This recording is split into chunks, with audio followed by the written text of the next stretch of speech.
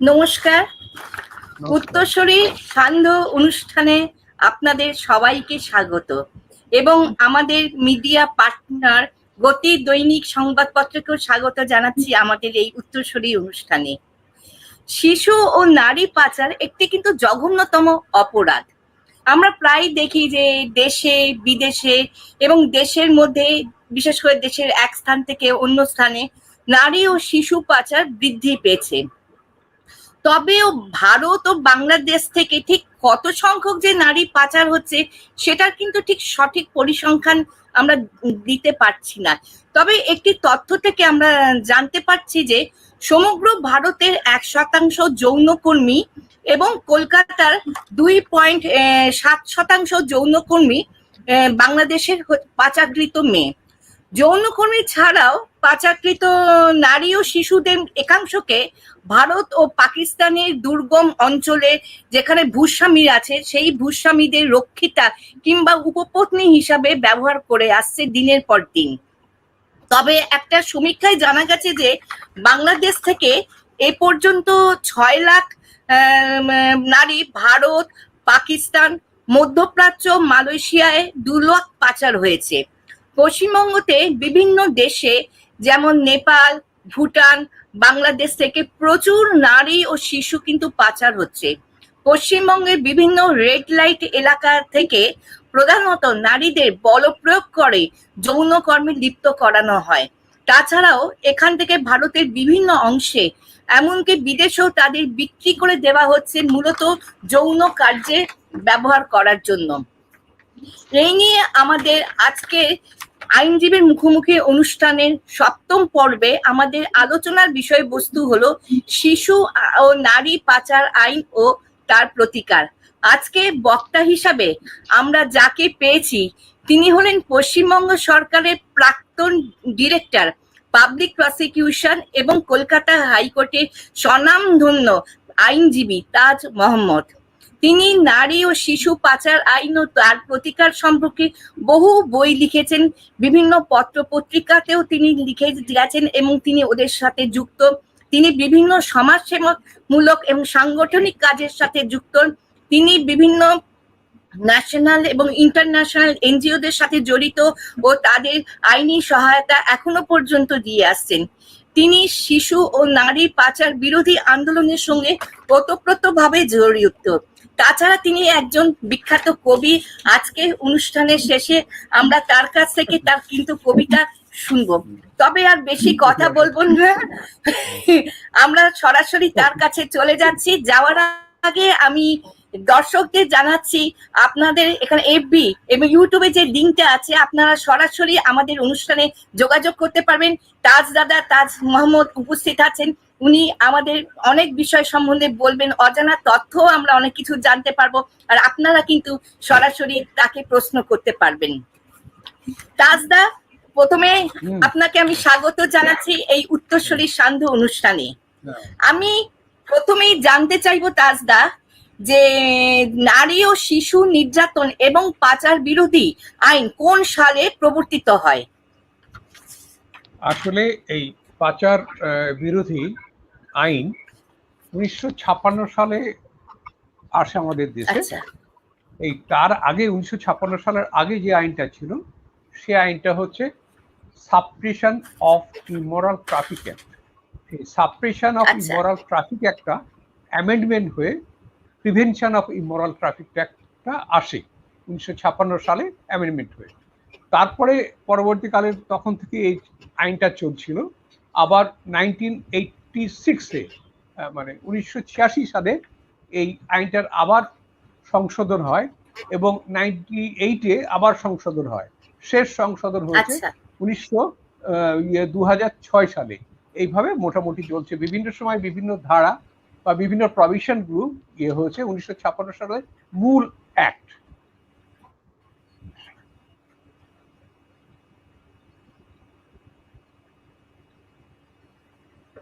সাউন্ডটা শুনতে পাচ্ছি না। হ্যাঁ হ্যাঁ, এবার নেক্সট। সাউন্ডে প্রবলেম হচ্ছে তাজদা। হ্যাঁ, এবার শোনা যাচ্ছে? হ্যাঁ হ্যাঁ হ্যাঁ হ্যাঁ, এবার শোনা যাচ্ছে। একটু আগে তো একটু বলুন। হ্যাঁ হ্যাঁ, মিউট হয়ে গেছে সাউন্ড মিউট হয়ে গেছে তাজদা। এবার ঠিক আছে? হ্যাঁ হ্যাঁ হ্যাঁ, ঠিক আছে। ঠিক আছে, হ্যাঁ। হ্যাঁ হ্যাঁ হ্যাঁ হ্যাঁ। আচ্ছা, আমার পরবর্তী প্রশ্ন বলি। হ্যাঁ, আমার পরবর্তী প্রশ্ন হচ্ছে, নারী পাচার ও শিশু পাচার বলতে আমরা কি বুঝে থাকি? নারী ও শিশু পাচার বলতে যেটা আমরা বুঝি সেটা হচ্ছে কারোর কোনো শিশু বা নারীর ইচ্ছার বিরুদ্ধে তাকে অপহরণ করে, তাকে নিয়ে গিয়ে ভুল বুঝিয়ে, ভয় দেখিয়ে, পয়সা দিয়ে নানা রকম চক্রান্ত করে বা ক্ষমতা প্রয়োগ করে তাকে নিয়ে গিয়ে নানা রকম মানে খারাপ কাজ, বিশেষ করে ট্রান্সফার, প্রস্টিটিউশনে, মানে পতিতাবৃত্তিতে, মেনলি মেয়েদের পতিতাবৃত্তিতে ব্যবহার করা হয় এবং বিদেশে পাঠানো হয়। এটা খুব মানে প্রচলিত আছে মিডল ইস্টে। ক্যামেল জকি, হ্যাঁ, ক্যামেল জকিতে শিশুদের সুন্দর পোশাক পরিয়ে তাদের ছুটিয়ে দেয়া হয়। এটা একটা প্রভিশন আছে, মানে প্রভিশন না, এরকম একটা আছে। হ্যাঁ, শুনতে পাচ্ছেন? আচ্ছা, এছাড়াও বিভিন্ন জায়গায় মাঝে মাঝে আটকে আছে কথা। হ্যাঁ, এখন ঠিক আছে? ঠিক আছে, হ্যাঁ হ্যাঁ হ্যাঁ হ্যাঁ। এই ডান্স বারে, তারপরে বিউটি পার্লারে, তারপরে বিভিন্ন এমপ্লয়মেন্ট এজেন্সি দিয়ে তাদের পাঠানো হয় সেখানে ওই বিভিন্ন, তারপরে আরো মানে বিভিন্ন ফিল্ম ইন্ডাস্ট্রিতে সেখানে পাঠানো হয় ভালো আরো গুড মানে বেশি লাক্সারিয়াস লাইফ লিড করার জন্য এই বিভিন্ন কাজে পাঠানো হয়। মূল উদ্দেশ্য তাকে ট্রাফিক করা এবং প্রস্টিটিউশনে তাদের ইনভলভ করা এবং হচ্ছে তাদের স্ল্যাভেরি করতে হয়, দাস ব্যবহার করা হয়, তারপরে বন্ডেড লেবার হিসেবে ব্যবহার করা হয়, তাদের মানে চাইল্ড লেবার হিসেবে ব্যবহার করা হয়। এরকম ভাবে শিশুদেরও ব্যবহার করা হয়, ছেলে এবং মেয়ে বোথ। নেক্সট। আটকে গেল কথা, আটকে গেল কথা, আটকে যাচ্ছে। এবার ঠিক হয়েছে? না, কথা আটকে যাচ্ছে মাঝে মাঝে। এবার ঠিক হয়েছে? হ্যাঁ, তাজদার কথা ঠিকই শোনা যাচ্ছে, কোনো অসুবিধা নেই। তাজদার কথা আমরা কিন্তু পরিষ্কার শুনতে পাচ্ছি, কোনো অসুবিধা নেই। এখন বরং হ্যাঁ, আটকে যাচ্ছিল। হ্যাঁ হ্যাঁ, আপনি ক্যামেরাটা ঠিক করুন, আমরা আপনার কথা পরিষ্কার শুনতে পাচ্ছি। ঠিক আছে, ঠিক আছে, ঠিক আছে। হ্যাঁ, নেক্সট প্রশ্ন। আচ্ছা, আমরা পাচারকারী বলতে কাদেরকে বুঝি? এই পাচারকারী মানে কারা? পাচারকারী হচ্ছে এখানে অনেকজনই পাচারকারী আছে। পাচারকারীরা ও যে অনেক ভাবে ব্যবহার হয়। পাচারকারী হিসেবে যারা কাজ করে সাধারণত আমরা দেখতে পেয়েছি যে দালাল বা আরকাঠি বিভিন্ন নিষিদ্ধ এলাকায়, বিশেষ রেড লাইট এলাকার মাসিরা, বিভিন্ন জায়গার লোকজন যারা হচ্ছে ব্যবসায় যুক্ত থাকে, তারপরে বিভিন্ন চাকরিদার নাম করে ভুয়ো সংস্থা আছে, এলাকার নানা গুন্ডারা আছে, অনেক সময় দেখা যায় বিভিন্ন পলিটিক্যাল লোকজনও ইনভলভ থাকে, বিভিন্ন সমাজ বিরোধী। এছাড়া অনেক সময় ডিসঅনেস্ট পুলিশ অফিসার আছে, ডিসঅনেস্ট সীমান্তরক্ষী বাহিনীর লোকজন আছে, বিমানবন্দরের লোকজন আছে। এই কিছুদিন আগে একটা দেখা যাচ্ছে, আমরা বিভিন্ন ক্ষেত্রে দেখা যাচ্ছে যে ডিসঅনেস্ট পুলিশ অফিসার এবং ডিসঅনেস্ট সীমান্তরক্ষী বাহিনীর লোকজনগুলো ক্রস বর্ডার ট্রাফিকিং, বিশেষ করে বাংলাদেশ থেকে যেসব ট্রাফিকিং হয়, নেপাল থেকে যেসব ট্রাফিকিং হয়, ভুটান থেকে যেসব ট্রাফিকিং হয়, এই সব বিষয়গুলো, এইসব ক্ষেত্রে তারা অত্যন্ত একটা বাজে রোল প্লে করে এই একজন মানে আরকাঠি হিসাবে, পাচারকারী হিসাবে, এবং পাচারকারীদের সাহায্য করে। কারণ এটা এমন একটা ইন্ডাস্ট্রি, এই ইন্ডাস্ট্রিটি আমি বলবো, কারণ যেহেতু এটা একটা সংগঠিত অপরাধ, এই অপরাধের পিছনে বিরাট একটা র্যাকেট কাজ করে এবং এটা প্রচুর টাকা পয়সা এই বিষয়ে এখানে লেনদেন হয়। আচ্ছা,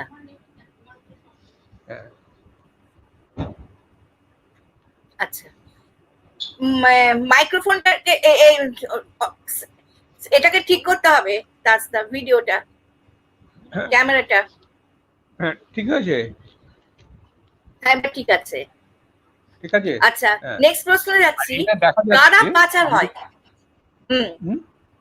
হ্যাঁ, কারা পাচার হয় সাধারণত দেখা যাচ্ছে যে তোমার এক সেকেন্ড পাচার সাধারণত অর্থের দিক থেকে যারা পিছিয়ে পড়া অংশ, এসসি এসটি এলাকার লোকজন, তারপরে বাচ্চারা, তারপরে মাইনরিটি এলাকায়, তারপরে কখনো কোনো সময় ন্যাচারাল ডিজাস্টার হলে পারে, কখনো তোমার ইয়ে হলে, তারপরে ফ্ল্যাড হলে, ওয়ার হলে, এই সমস্ত জায়গা থেকে মেনলি হচ্ছে দারিদ্রতা হচ্ছে মেন কারণ। সেই কারণ থেকেই এরা পাচার করে এবং পাচার হয়ে যায় আর কি। আচ্ছা, পরের প্রশ্ন তাজদা, আমি জিজ্ঞাসা করছি এই পাচারের কারণ বা উদ্দেশ্যগুলি কি কি? পাচারের কারণ প্রধানত হচ্ছে দারিদ্রতা, মেন জিনিস দারিদ্রতা, মানে বেশি লাইভলিহুড, বিরাট লাইভলিহুড, যেসব হোটেল থেকে যাই ইনকাম করে।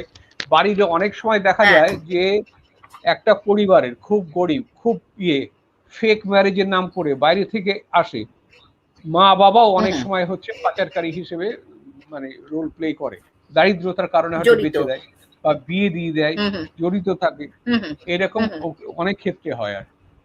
আচ্ছা আচ্ছা, আমাদের এই পাচারের পদ্ধতি বা কিভাবে পাচার করা হয়? প্রথম হচ্ছে একটা জিনিস, একটা লোক রিক্রুটমেন্ট হয়, একটা লোককে নিয়োগ করা হয়, সে সমস্ত জায়গায় পিছিয়ে পড়া একটা পরিবার বা আর্থিক দিক থেকে পিছিয়ে পড়া পরিবার, সামাজিক থেকে একটা পিছিয়ে পড়া পরিবার, এবং যাদের সাংঘাতিক দারিদ্রতা আছে বা নানা রকম পারিবারিক সমস্যার মধ্যে আছে,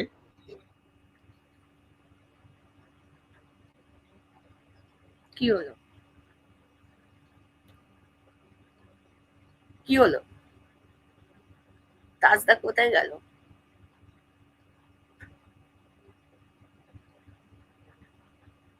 ডিসকানেক্ট হয়ে গেল নাকি তাজদা?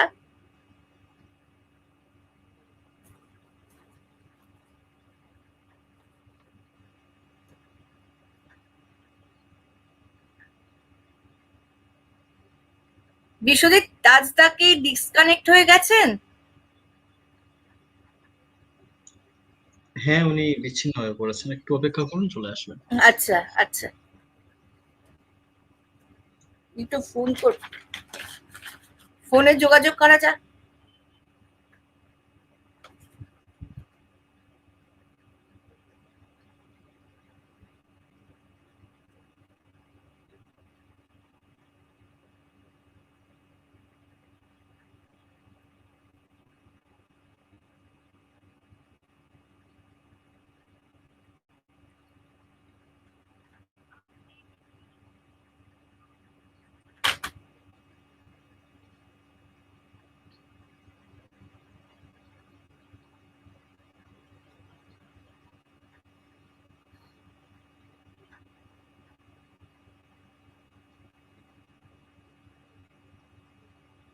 আসছেন,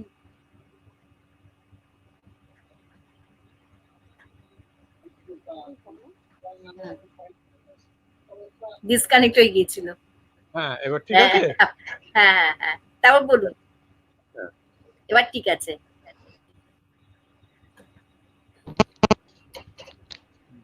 বলবো? আচ্ছা, পরবর্তী প্রশ্নে যাই।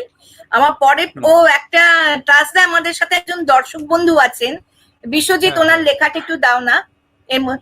ভি আর রলিং, উনি লিখছেন, does child trafficking law differ in different states of India? হ্যাঁ, trafficking law differ in different states of India.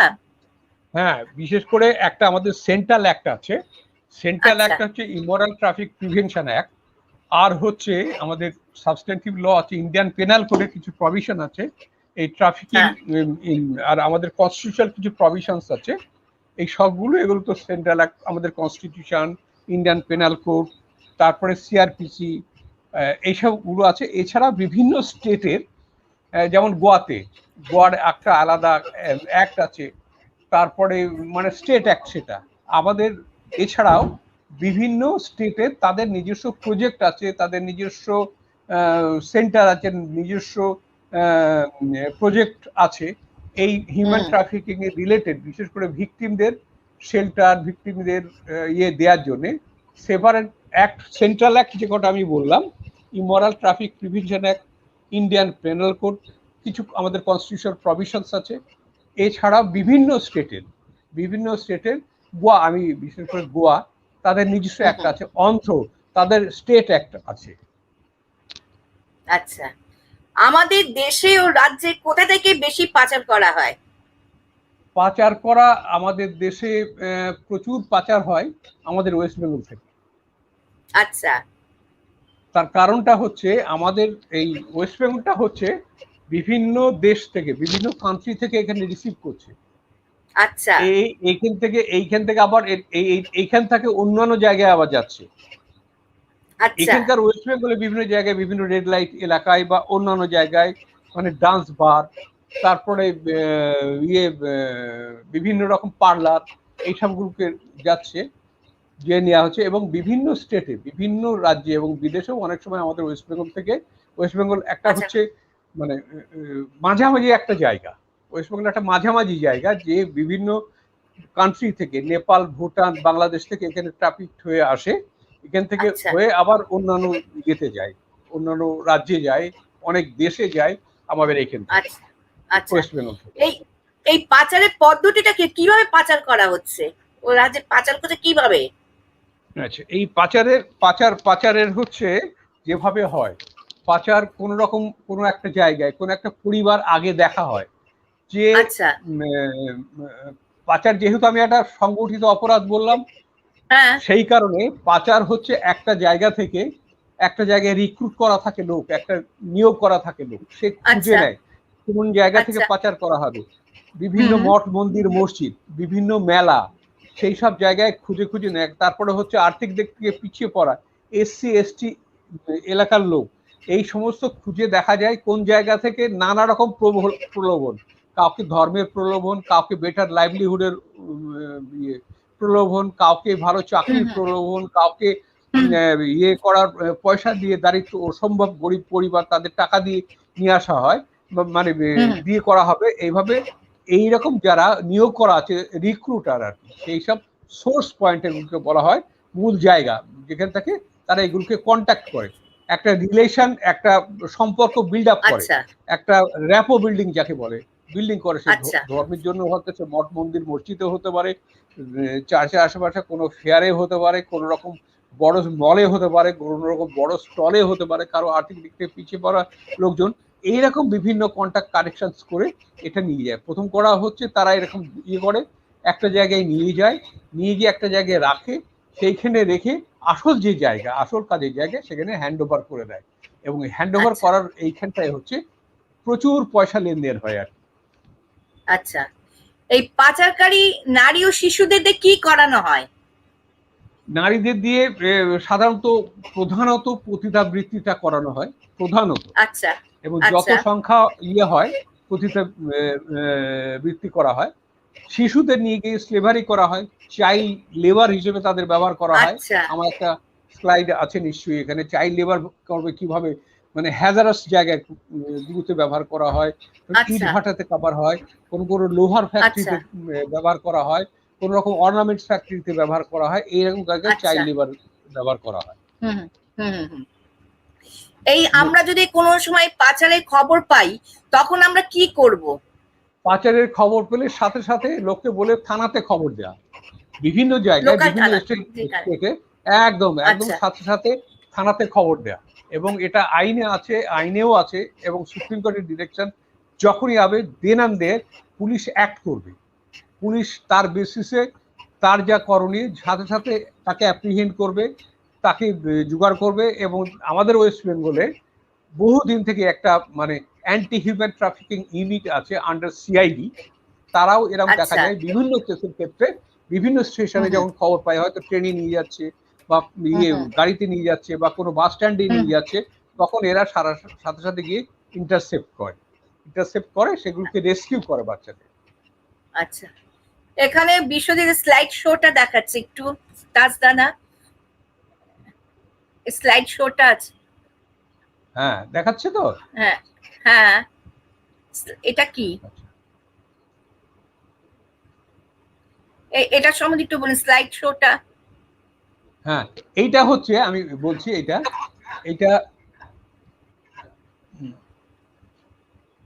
একটু এক সেকেন্ড, আচ্ছা আমি দেখাচ্ছি। হুম।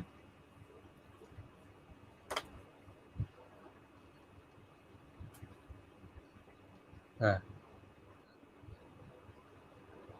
এটা হচ্ছে, ওইখানে দেখুন লিখে দেয় প্রতিটা বছর 50,000 করে, 50,000 every year over 50,000 women and children are brought to the United States to work as slave. যেহেতু স্লেভ হিসেবে তাদের ব্যবহার করা হয়, প্রতি বছর 50,000 করে যে স্লেভদের কিভাবে ব্যবহার করা হচ্ছে সেটা এর মধ্যে দেখানো হচ্ছে। গ্লোবাল একটা সিনারিও, এটা গ্লোবাল সিনারিও বলার জন্য এইভাবে তাদের স্লেভ হিসেবে ব্যবহার করা হয়। এটা স্লেভের একটা দেয়া আছে, স্লাইড করে দেয়া আছে, স্লেভ হিসেবে তাদের ব্যবহার করা হয়। এই প্রেজেন্টেশনে সেটাই বোঝানো হয়েছে, এই ছবিগুলো দেখলে বোঝা যাবে। আচ্ছা, আর কিছু আছে স্লাইড শো? নেক্সট যেটা হচ্ছে, এই জিনিসটা দেখা যাচ্ছে আমাদের দেশে হিউম্যান ট্রাফিকিং এ, মানে খুব প্রচন্ড স্পিডে হিউম্যান ট্রাফিকিং সংখ্যা বেড়ে যাচ্ছে আমাদের দেশে। ইন্টারন্যাশনাল ক্রাইম ইন্ডাস্ট্রিজ যেটা আছে সেটা মানে ইলিগাল ড্রাগস, আর্মস ট্রাফিকিং, মানে তিনটে অর্গানাইজড ক্রাইম। তার মধ্যে হচ্ছে মেন হচ্ছে illegal drugs trafficking, arms trafficking, human trafficking. এই আমরা দেখছি 15.5 বিলিয়ন ফ্রম ইন্ডাস্ট্রিয়ালাইজড কান্ট্রিজ থেকে ট্রাফিক হচ্ছে। এটা স্ট্যাটিস্টিক্স একটা আমার স্লাইডে দেখানো আছে। এই স্লাইডে থেকে এটা প্রমাণ যে হিউম্যান ট্রাফিকিং সাংঘাতিকভাবে আমাদের অর্গানাইজড ক্রাইমের নেক্সট ড্রাগস এন্ড উইপেনের চেয়ে সেটাকে বেড়ে যাচ্ছে। আচ্ছা, এবার নেক্সট প্রশ্নে কি যাব? নেক্সট প্রশ্নটা, হ্যাঁ নেক্সট প্রশ্নটা আমার এখানে আরেকটা নেক্সট স্লাইড থেকে আমি দেখাতে বলবো বিশ্বজিৎকে। আচ্ছা, নেক্সট স্লাইডে দিয়ে আমি পরবর্তীকালে নেক্সট প্রশ্নে চলে যাব। সেটা হচ্ছে এখান থেকে দেখা যাচ্ছে টোটাল একটা পার্সেন্টেজ আমরা দেখিয়েছি, সেটা 79% traffic from world wide for the commercial sexual exploitation, 80% for labour. সেখানে প্রেজেন্টেশন আমাকে দেখাচ্ছে কমার্শিয়াল সেক্সুয়াল এক্সপ্লয়টেশন মানে প্রস্টিটিউশনের জন্য ব্যবহার করা, for the purpose of prostitution, দেখে থেকে আর্নিং হয়, হিউজ আর্নিং হয়। সেই ভিকটিমদের উপর নানা রকম টর্চার হয়, ভিকটিমের উপর আমার নানা রকম এক্সপিরিয়েন্স আছে, প্রচুর ভিকটিম থেকে। এই একটা অফেন্স, যে অফেন্সে হচ্ছে তার আইডেন্টিটিটা নষ্ট হয়ে যায় যখন দিনের পর দিন একটা ভিকটিমকে নিয়ে গিয়ে তার কমার্শিয়াল সেক্সুয়াল এক্সপ্লয়টেশন হতে থাকে, তার কোনো অধিকার, তার টোটাল হিউম্যান রাইটসটা ভায়োলেশন হয়। হ্যাঁ, রাইট টু মুভমেন্টটাকে নিয়ে নেওয়া হয়, রাইট টু প্রেস নিয়ে নেওয়া হয়, রাইট টু প্রফেশন সেটাকে নিয়ে নেওয়া হয়, right two livelihood, right two religion, right two movement, সমস্ত কিছু তার total human rights, cross human rights violation একটা হয়। এবং তার উপর প্রচুর রকম অপরাধ হয়, তাকে আটকে রাখা হয়, তার উপর অত্যাচার করে। এমনও দেখা যায় যে আমার খুব অভিজ্ঞতা আছে, এবং এতদিন হতে হতে এমন একটা হয়ে যায়, আর ওইখানে আমি পরে নেক্সট বলবো, এই স্লাইডটা দেখানো হয়ে যায়। তোমার নেক্সট প্রশ্নে আমি যাই, নেক্সট প্রশ্নটার পরে আমি আবার পরবর্তীকালে দেখা যাবে। এই স্লাইডটা থেকে আমি বলছি 80% ফোর্স লেবার, আর হচ্ছে 79% কমার্শিয়াল সেক্সুয়াল এক্সপ্লয়টেশন। এটা আমার স্লাইড থেকে তোমরা দেখা যাচ্ছে। ফোর্স লেবার হচ্ছে 18%। হ্যাঁ, আচ্ছা, দেখছো এটা? নেক্সট আমরা চলে যাই, নেক্সট প্রশ্নে আমরা চলে যাব। আচ্ছা, পরবর্তী প্রশ্ন আছে, এই পাচার প্রতিরোধে আদালতের কি ভূমিকা থাকা উচিত, সেটা যদি আপনি আমাদের বিস্তারিতভাবে আলোচনা করেন। পাচার প্রতিরোধে আইনদের প্রধান যেটা আছে সেটা হচ্ছে আমাদের এই যেমন জুভেনাইল জাস্টিস অ্যাক্ট আছে, জুভেনাইল জাস্টিস অ্যাক্ট আছে, তারপরে ইমোরাল ট্রাফিক প্রিভেনশন অ্যাক্ট আছে। এই ক্ষেত্রে সমস্ত যে প্রভিশন আছে ইমোরাল ট্রাফিক প্রিভেনশন আছে, প্রিভেনশন অ্যাক্টের, 1 থেকে 3 থেকে 8-9 পর্যন্ত সেই বিভিন্ন পরপর প্রভিশন গুলো আছে, সেইগুলো ক্ষেত্রে ম্যাক্সিমাম ক্ষেত্রে আদালত যখন রেস্কিউ করার ক্ষেত্রে আদালতের একটা বিরাট রোল আছে। যখন ইয়েকে নেওয়া হয়, পারপিটেটর যে তাকে নিয়ে আসা হয়, যারা এগুলো ইয়ে করছে, অত্যাচার করছে, তাদের উপর নিয়ে আসা হয়, সেই জায়গায় প্রডিউস করা হয়। আর জুভিনাইল জাস্টিস অ্যাক্ট অনুযায়ী এই যে শিশু সুরক্ষা আইন যেটা হয়েছে, এই আইনটার একটা গ্লোরিয়াস দিক আছে। এর আগে মানে এখন যে জুভিনাইল জাস্টিস অ্যাক্টটা হয়েছে, সেটা এই অ্যাক্টের আন্ডারে কোনোভাবেই যারা এই জুভিনাইল যারা অন্যায় করছে বা যারা ভিকটিম, তাদের কোনোভাবেই যারা অন্যায় করছে তাদের আসামি হিসেবে ধরা হয় না, তাদের ধরা হয় child in conflict with law. যেহেতু child in conflict with law, তাদের জুভিনাইল জাস্টিস বোর্ডে পাঠানো হয়। আর child in need of care and protection, তাদের পাঠানো হয় সিডাব্লিউসিতে। ওই পার্টটা আমরা পরের দিন আলোচনা করব, পরে এই বিষয়টা যখন আলোচনা করব। এই ব্যাপারে আমাদের দেশের ইয়েদের আরো বেশি সেন্সিটিভ হওয়া দরকার, জুডিশিয়াল অফিসারদের আরো বেশি সেন্সিটিভ হওয়া দরকার। কোর্টকে এ ব্যাপারে যত কিছু আমাদের প্রভিশন আছে, কনস্টিটিউশন প্রভিশন, হাইকোর্টেও আমরা দেখেছি অনেক আমরা রিলিফ পাই বিভিন্ন ক্ষেত্রে, যখন কনস্টিটিউশনের মানে হিউম্যান ট্রাফিকিং এর কেস আমরা ইয়ে করি, বিভিন্ন জায়গায় ফাইল করি। এখন অনেক বেশি সচেতন হচ্ছে জুডিশিয়ারি, আগে এতটা সচেতন ছিল না, এখন তারাও অনেক বেশি ইয়ে হয়েছে। এবং ভিকটিমের পক্ষে এই আইনটা যেটা হয়েছে, এই আইনটার ক্ষেত্রে জুডিশিয়ারি অত্যন্ত গুরুত্বপূর্ণ ভূমিকা এখন পালন করে। আচ্ছা, আমার পরবর্তী প্রশ্নের আগে অনেক দর্শক বন্ধু আছেন। রঞ্জনা বসু শুভ সন্ধ্যা জানাচ্ছেন, খুবই গুরুত্বপূর্ণ আলোচনা, আমাদেরও খুব ভালো লাগছে আপনি আমাদের সাথে অনুষ্ঠানে আছেন বলে। আচ্ছা, নেক্সট বিশ্বজিৎ মানুষ মুখার্জিও লিখছেন, উনিও আমাদের সাথে আছেন, ধন্যবাদ মানুষ বাবুকে। আরেকজন দর্শক বন্ধু আছেন, উনি প্রশ্ন লিখছেন, ভিআর রোলিন, উনি লিখছেন, Does Indian anti-child trafficking law comply with UN International Anti-Child Trafficking Law? Yes or no? If no, then what are the points in which Indian law differs? Also, is the law universal? No. But separate. There is separate law in India. That is not equal provisions is not there in our country. Even it is true. Most of the sections are equal with the Indian law. Even so far the convention is concerned, even act is concerned. That is our. I am going to that. Please wait.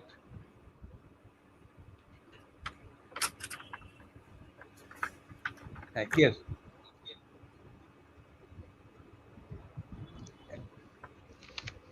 UN definition as regards to human trafficking, that is trafficking persons that is in my slide. What is human trafficking? I will talk to Bishwajit. Please show that slide. Please pass over some slide, then show it. Next. You go to next slide. After 4-5 slides.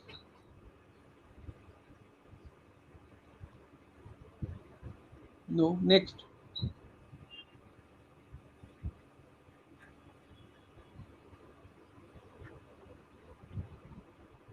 Next slide, next slide. You will get it. What is trafficking? Next slide. Next. Next.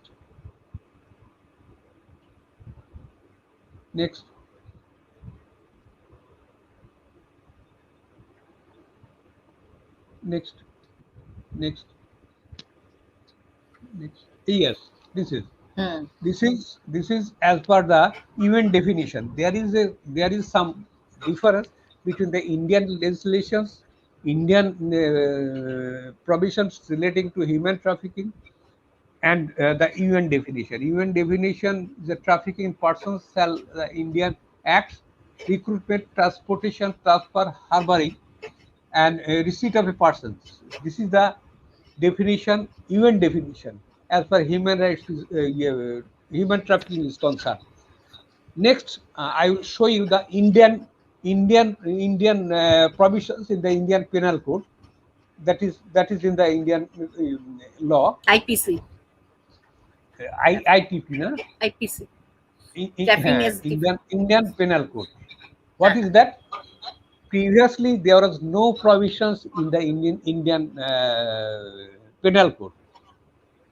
এর Nirbhaya case হওয়ার পর আমাদের দেশে ভারতীয় দণ্ডবিধি মানে totally হচ্ছে ফৌজদারি আইন অ্যামেন্ডমেন্ট হয়, মানে পরিমার্জন, পরিবর্তন এবং হচ্ছে নতুন আইন অনেকগুলো আসে এবং অ্যামেন্ডমেন্টও হয়।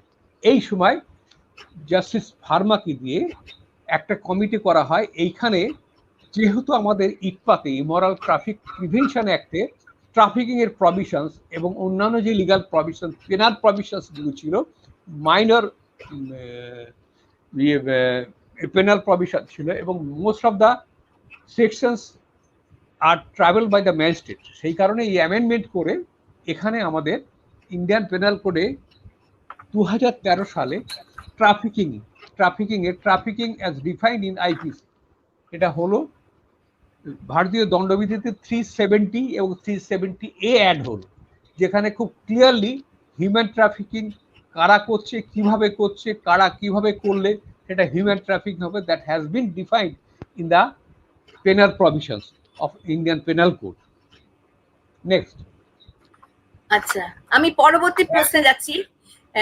এই পাচার রুখতে কি কি প্রয়োজনীয় পদক্ষেপ নেওয়া হয়েছে? পাচার রুখতে প্রথম কথা এই আইনটা হচ্ছে 2013 সালে। এই যে একটা বিভিন্ন ক্ষেত্রে এই পাচার রুখতে তারপর মানে বিভিন্ন আইন এসছে, juvenile justice care and protection 2000, তার পরবর্তীকালে বিভিন্নভাবে অ্যামেন্ডমেন্ট হয়েছে। তারপরে চাইল্ড রাইটস ওই থেকে এটা এসছে। চাইল্ড ম্যারেজ আগে ছিল child marriage restrain act, child marriage provision act, এখন চাইল্ড ম্যারেজ টোটালি ডিফারেন্স, মানে প্রহিবিশন। আগে ছিল রেস্ট্রেন অ্যাক্ট ছিল, এখন টোটাল প্রহিবিশন অ্যাক্ট হচ্ছে। তারপরে মানে বন্ডের লেবার অ্যাক্ট সেটাকে করা হয়েছে, চাইল্ড লেবার অ্যাক্ট সেগুলোকে প্রভিশন করা হচ্ছে। এছাড়াও বিভিন্ন ক্ষেত্রে বিভিন্ন জায়গায় বিভিন্ন মানে প্রজেক্ট নেওয়া হচ্ছে, বিভিন্ন স্টেপস নেওয়া হচ্ছে, বিভিন্ন রকম কনভেনশন করা হয়েছে, বিভিন্ন রকম রুলস তৈরি করা আছে, যে রুলসের ভিত্তিতে বিভিন্ন জায়গায় district magistrate, district social welfare officer, তারপরে হচ্ছে বিভিন্ন এনজিওদের এই পাওয়ার দেওয়া হচ্ছে এটাকে কুইক করার জন্য। এবং এই আইনে আরো প্রভিশনও আছে যে এটাকে কুইক করার জন্য একটা অ্যাডভাইজারি বোর্ড করা, যে অ্যাডভাইজারি বোর্ডে লোকাল ক্লাবের লোক থাকতে পারে, লোকাল অফিসার থাকতে পারে, লোকাল সেলফ গভর্নমেন্ট থাকতে পারে, কমিটির রিপ্রেজেন্টেটিভ থাকতে পারে। তারা এইগুলোকে এফেক্টিভ করা, অ্যাক্টিভ করা এবং গভর্নমেন্টের যে ব্যবস্থা তার সাথে যদি করা যায় তাহলে মানে ইমিডিয়েটলি ট্রাফিক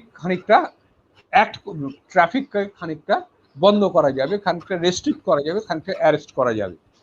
কিন্তু প্রবলেমটা তো বিশাল, এটা একটা global problem, no doubt of it. তবে সবার চেষ্টায় যদি আমরা করি ডেফিনেটলি অনেকটা আটকানো যাবে। এই পাচার রুখতে মা বাবা এবং স্কুলের শিক্ষক শিক্ষিকাদের কি গুরুত্বপূর্ণ ভূমিকা আছে? পাচার রুখতে অসম্ভবভাবে মা বাবাদের করতে হবে। প্রথম কথা হচ্ছে মা বাবাদের সচেতন হতে হবে। পাচারটা কি, কিভাবে চলে যায়, কিভাবে হয়। অনেকের ধারণা ছিল, আমারও ইনিশিয়ালি ধারণা ছিল যে আর্থিক অবস্থা বোধহয় খুব গরিব হলে, আর্থিক দিক থেকে পিছিয়ে পড়া মানুষজন, পিছিয়ে পড়া ভাবনা চিন্তা থেকে শুধু ট্রাফিকিং হয়। আর্থিক দিক থেকে অবস্থা যারা সম্পন্ন পরিবারের মেয়ে তারা ট্রাফিক হয় না, কিন্তু এখন দেখা যাচ্ছে সেটাও হয়। সেটা মেনলি যেটা হয় যে অনেকে দেখা যাচ্ছে বিভিন্ন সময় তাদের এক্সপ্লয়েট করে, তাদের ভুল বুঝিয়ে, তাদের করে স্কুল এবং কলেজের, মানে কলেজের মেনলি না, স্কুলের বাচ্চাদের তারা বোঝে না, নিয়ে চলে গিয়ে তাদের নানা রকম সুযোগ সুবিধা দেওয়ার চেষ্টা করে। ফেক ম্যারেজ আর একটা জিনিস হচ্ছে ফেক ম্যারেজ করে আমাদের এরকম অনেক ঘটনা, অনেক কেস আমি পেয়েছি। ফেক ম্যারেজে তাদের নিয়ে গিয়ে তারপরে কিছুদিন পরে তাদের ছেড়ে দেওয়ার পরে তাদের আর কোনো অপশন থাকে না, চক্ষু লজ্জার ভয়ে তারপরে করে যায়। তারপরে মানে তাদের নিয়ে গিয়ে রেড লাইট এরিয়ায় অনেক সময় ব্যবহার করা হয়, নানাভাবে ব্যবহার করা হয়, তাদের কমার্শিয়াল সেক্সুয়াল এক্সপ্লয়টেশনে ব্যবহার করা হয়, এইভাবে ব্যবহার করা হয়। এবং সেই সবগুলো যে অ্যাকচুয়ালি এটা একটা টোটালি এক্সপ্লয়টেশন, এই বিষয়গুলোকে নলেজ থাকা, মা বাবার জ্ঞান থাকে, ছেলে মেয়েদেরকে বোঝানো এই জিনিসটাকে, এর বিপদ থেকে।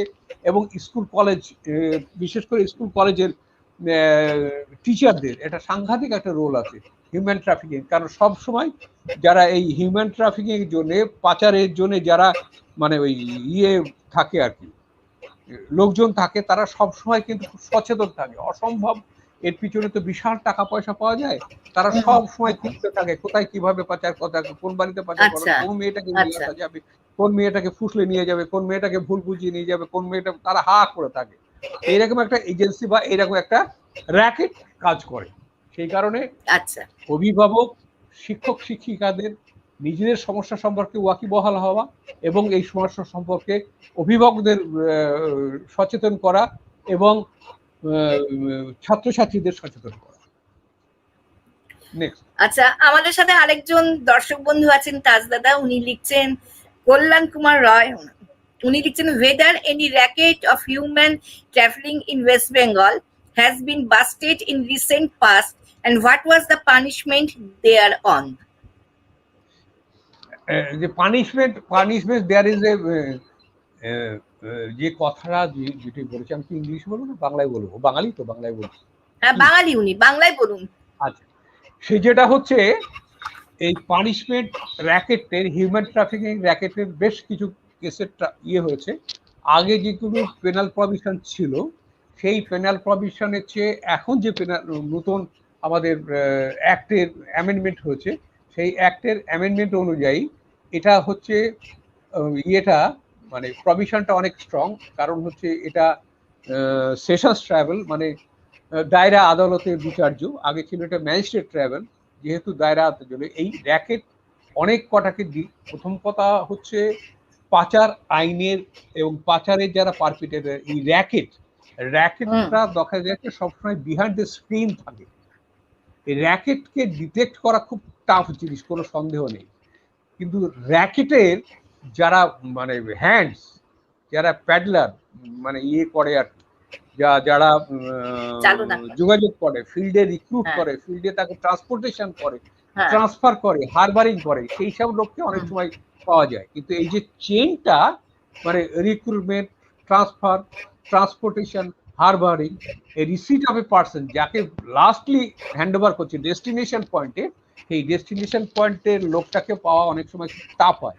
এছাড়াও বিভিন্ন জায়গায় আমরা দেখেছি এবং পুলিশ খুব অ্যাক্টিভ রোল প্লে করছে, যে তারা বিভিন্ন জায়গায় বাচ্চাদের মানে পাচার হয়ে যাওয়া বাচ্চাদের রেস্কিউ করে নিয়ে আসছে, বিভিন্ন জায়গায় খোঁজ খবর পেরে।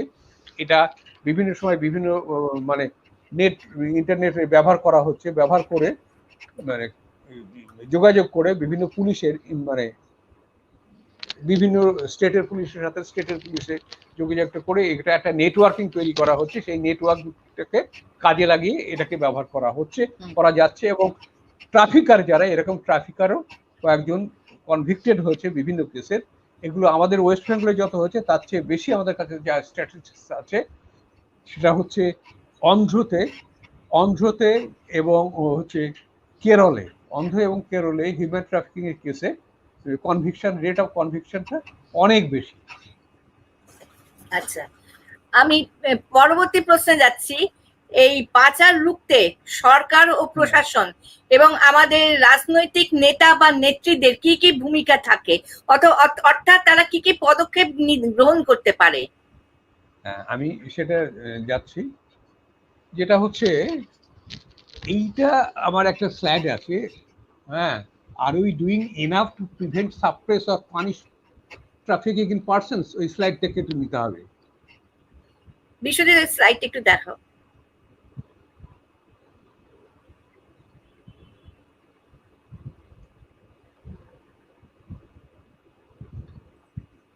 Yes, no.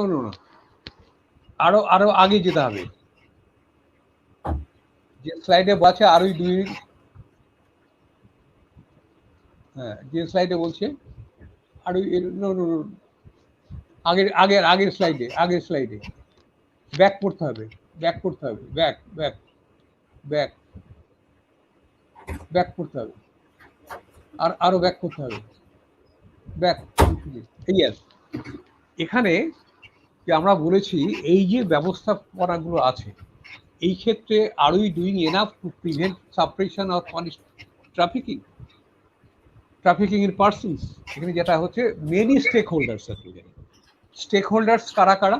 প্রথম স্টেক হোল্ডার্স হচ্ছে police, main stakeholders police, NGO মানে social welfare department, district magistrate, বিভিন্ন জায়গার যারা মানে লোকাল সেলফ গভর্নমেন্ট, বিভিন্ন ক্লাব, এইসব যারা স্টেক হোল্ডার্স আছে, এই স্টেক হোল্ডার্সের রেসপন্সিবিলিটি আছে। তারা যদি কংক্রিটলি কনসলিডেটেড ওয়েতে এই স্টেক হোল্ডার মানে অ্যাক্ট করে, তাহলে দেখা যাবে এই এদিকে পানিশ করা আর এই র্যাকেটগুলোকে বিহাইন্ড দ্য বার নিয়ে যাওয়ার অনেক সহজ হবে।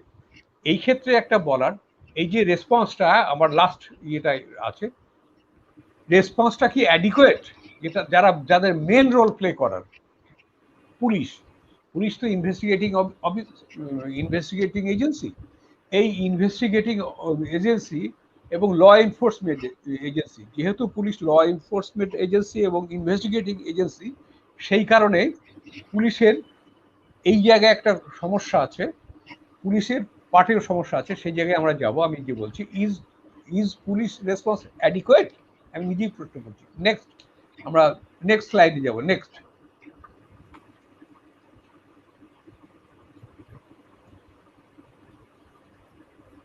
হ্যাঁ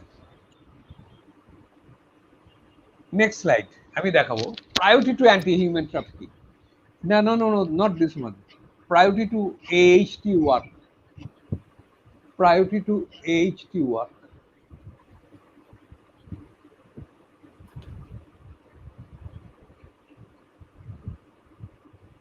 Priority to AHT work.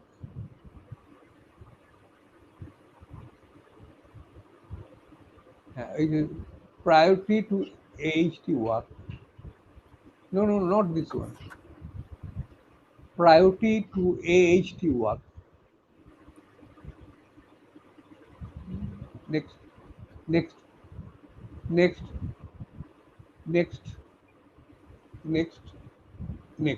Yes, this one.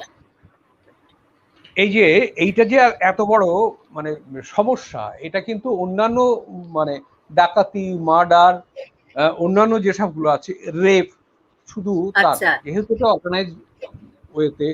Organised crime, এই ক্রাইমটাকে বলা হয় organised crime. It is a bundle of crimes, এটা দ্য ক্রাইমস অফ ক্রাইমস। এটা এত এর যে গুরুত্বটা দেওয়া উচিত, একটা ভিকটিম গার্ডকে চলে গেলে, একটা ভিকটিম গার্ড, একটা মাইনর গার্ড, তাকে যদি কমার্শিয়াল এক্সপ্লয়টেশনে নিয়ে গিয়ে রেড লাইট এলাকায় দেওয়া হয়, সেসব জায়গা আমরা বিভিন্ন সময় যেটা রেস্কিউ করা হয়, সেই রেস্কিউ করা আমরা মেয়েদের দেখেছি, তারা সেই জায়গায় দিলে কাস্টমার নেয়ার ক্ষেত্রে তারা এমনভাবে তাদের উপর অত্যাচার করে, তাদের কোনো ইয়েই থাকে না, অধিকারই থাকে না হ্যাঁ না কাস্টমার নেওয়ার ক্ষেত্রে বলার ক্ষেত্রে, মানে অপরিমেয় কষ্ট, অসম্ভব রকমের যন্ত্রণার নিহিতে এদের তার দিনের পর দিন কাটতে হয়। অথচ আমরা সব জায়গায় এই শিশু নারী পাচারের যে গুরুত্ব, সিভিল সোসাইটি কাছে যে গুরুত্বটা দেওয়া উচিত, একটা মার্ডার কেসে একটা থানা, পুলিশ যদি আমরা যাই, এর প্রায়োরিটিটা কি দেওয়া হবে আমাদের এখানে দেখা আছে। দেখুন এখানে লেখা আছে, মানে 852 পুলিশ অফিসারকে ইন্টারভিউ করা হয়েছে। সেই ইন্টারভিউ বলা হচ্ছে, প্রথম কথা হচ্ছে দেখুন, নো প্রায়োরিটি, ম্যাক্সিমামটা হচ্ছে নো প্রায়োরিটি। নো প্রায়োরিটি কত? 54.8 দেখতে পাচ্ছেন। নেক্সট হচ্ছে লো প্রায়োরিটি, লো প্রায়োরিটি কত? 12%, 2%। আর মিডিয়াম প্রায়োরিটি হচ্ছে লো প্রায়োরিটি 25%, 3%। আর মিডিয়াম প্রায়োরিটি হচ্ছে 7.7%, 12.2%। আর হাই প্রায়োরিটি 7.7%। এই হচ্ছে প্রায়োরিটি লিস্ট। এটা যদি প্রায়োরিটি লিস্ট হয়, তাহলে আমরা কিভাবে মানে ওই যে স্টেক হোল্ডাররা দেখলাম, স্টেক হোল্ডাররা কত প্রায়োরিটি আমরা দিচ্ছি, কত দায়িত্বটা পালন করছি, সেই দায়িত্ব নিয়ে এই ধরনের একটা অপরাধ, এরকম একটা সংগঠিত অপরাধ, এরকম একটা সাংঘাতিক ভাবে একটা অপরাধ, যে অপরাধে আমি বারবার বলছি না, আমরা দেখেছি অনেক সময় আগে এই নতুন অ্যামেন্ডমেন্ট হওয়ার পরে আইনে, জুভেনাইল জাস্টিস অ্যাক্ট হওয়ার আগে, যখন ভিকটিমদের কোর্টে নিয়ে আসা হতো, ভিকটিমদের প্রডিউস করা হতো, আমি বলছিলাম একটু, this is the only offence যেখানে আইডেন্টিটি অফ এ পারসন, তার আইডেন্টিটি নষ্ট হয়ে যায়, তাকে তার পাশে কেউ দাঁড়ায় না। আর যারা পিম্প থাকে, যারা মাসি থাকে, তারা সবসময় তাদের কানে বোঝাতে হয় তোকে বাড়িতে লোকও ফেরত নেবে না, তোকে কেউ নেই, তোর জন্য পুলিশ নেই, তোর জন্য আদালত নেই, তোর জন্য লয়ার নেই, কেউ তোর জন্য নেই।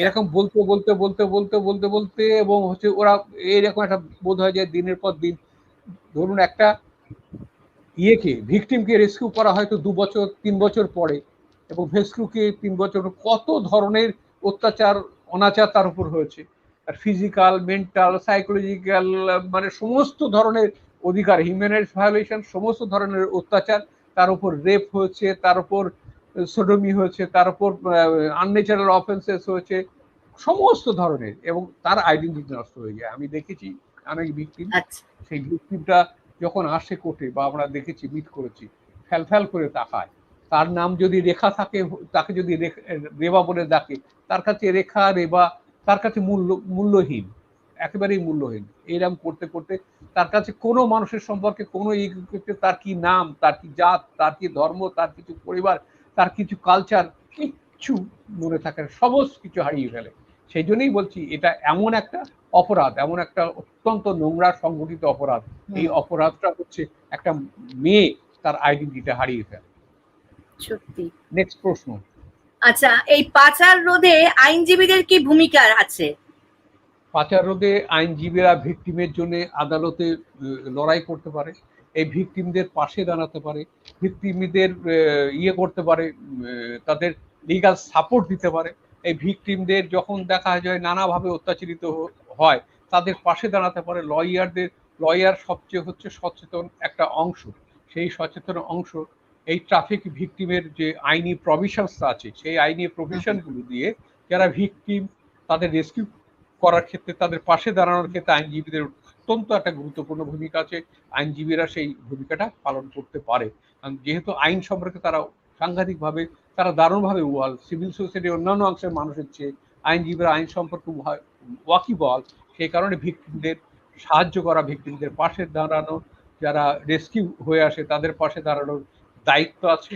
তারা মানে আইনজীবীরা দাঁড়াতে পারে, তারা অনেক বেশি শক্তপোক্তভাবে তাদের পাশে দাঁড়াতে পারে, এবং তারা রুখে দাঁড়াতে পারে। ইতিমধ্যে অনেক দর্শক বন্ধু আমাদের সাথে যোগাযোগ করেছেন।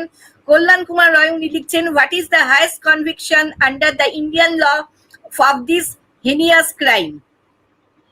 মানে till today 7 years I have seen 7 years punishment, the human rights where the victim was very much minor and she was rescued from a brothel, from a red light area. From my experience I can say the 7 years punishment was awarded that perpetrator to that accused. 7 বছর punishment ছিল। হ্যাঁ, পরের দর্শক বন্ধু আছেন, উনি কি লিখছেন? VR Rolling লিখছেন, if there's a child is being trapped to foreign land, then which law will prevail, Indian or international, as both laws gives different definition? Yes, next we have again পড়বো লাইনটা? Yes, if there's a child is being trafficked to foreign land, then which law will prevail, Indian or international, as both laws gives different definition? Yes, from foreign countries. Foreign, আরেকবার একটু দেখি Biswajit, From foreign countries. Foreign land, then which law will prevail? Yes, if any victim is trafficked, cross-border trafficking law is there in our country.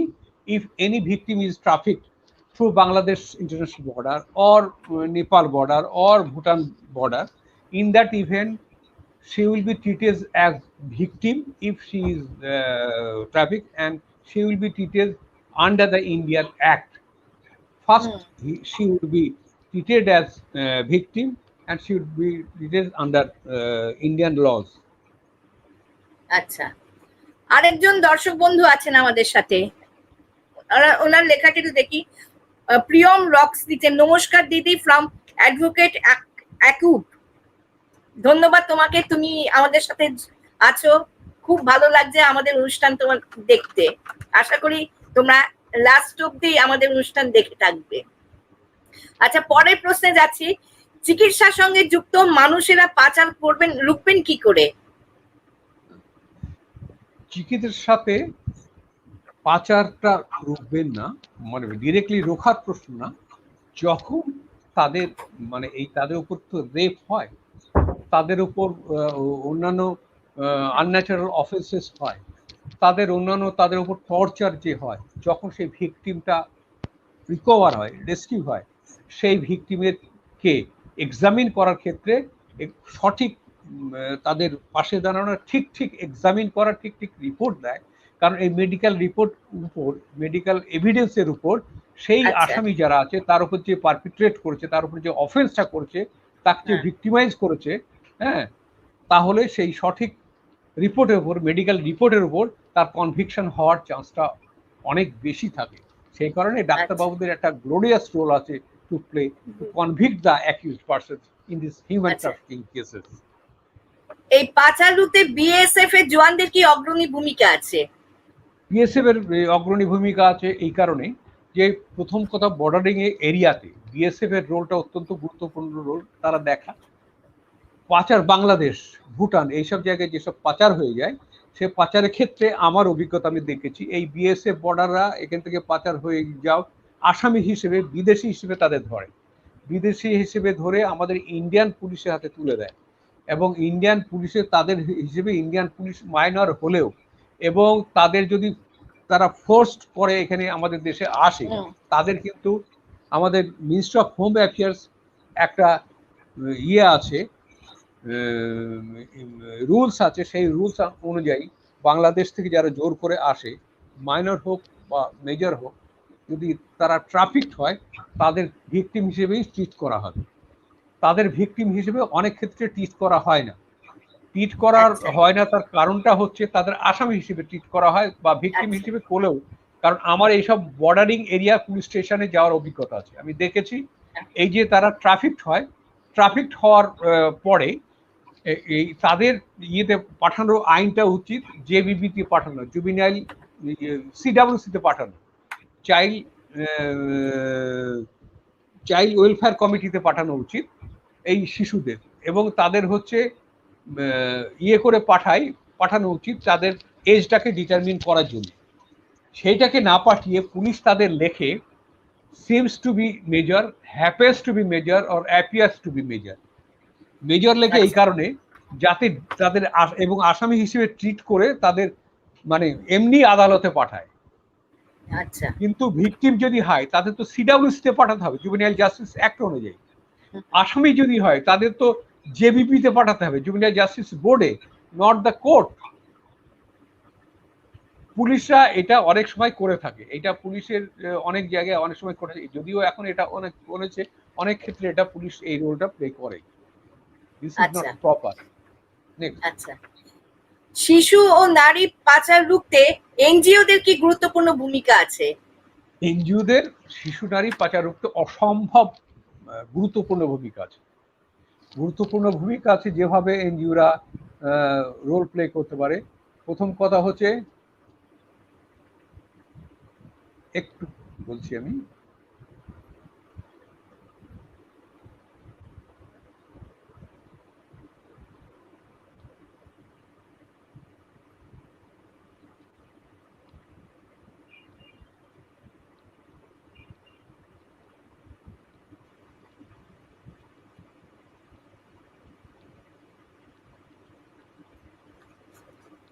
এই এনজিওরা অসম্ভব রকমের গুরুত্বপূর্ণ ভূমিকা করে। আইনি প্রভিশনটা আছে যে পুলিশের সাথে ডিরেক্টলি, প্রধানত রেস্কিউ করার ক্ষেত্রে, রেস্কিউ করার ক্ষেত্রে এবং তাদের রিহ্যাবিলিটেশনের ক্ষেত্রে পুলিশের সাথে গুরুত্বপূর্ণ ভূমিকা করতে পারে। কোনো ইনফরমেশন পেলে পুলিশকে নিয়ে তারা রিকভারি করতে যেতে পারে। কোনো সময় তাদের অ্যারেস্টিং যে পার্টি থাকে তার সাথে এনজিওরা যেতে পারে, এনজিওরা যেতে গিয়ে রেস্কিউ করতে পারে এবং তাদের যে নিয়ে আসা গভর্নমেন্টের যে ব্যবস্থা আছে, এনজিওরা অনেক সময় তাদের এগেনস্টে বিভিন্ন হোম থাকে জুভেনাইল জাস্টিস অ্যাক্টের আন্ডারে, সেই রেস্কিউ করে নিয়ে এসে তাদের হোমে পাঠানো হয়, তাদের হোমে রাখা হয়। যখন তাদের হোমে রাখা হয় তাদের দেখে দেওয়া, ঠিক মতো খেতে দেওয়া, পড়তে দেওয়া এবং তাদের হচ্ছে কাউন্সিলিং করা, সাইকোলজিক্যাল কাউন্সিলিং করা, এই কাউন্সিলিংগুলো করতে পারে। এবং যে কোর্টে যাওয়া, কোর্টের সাথে যুক্ত করা, পুলিশের সাথে যোগাযোগ করা, সাক্ষীদের সাথে কথা বলা, এই ব্যাপারে এনজিওদের অসম্ভব রকমের গুরুত্বপূর্ণ ভূমিকা আছে। শুধু তা না, এই হিউম্যান ট্রাফিকিং এর কেসে মাইনর ভিকটিম হলে পারে অন্য ক্ষেত্রে পুলিশের কাছে যখন জবানবন্দি দেয়, পুলিশের কাছে জবানবন্দি দেওয়ার সময়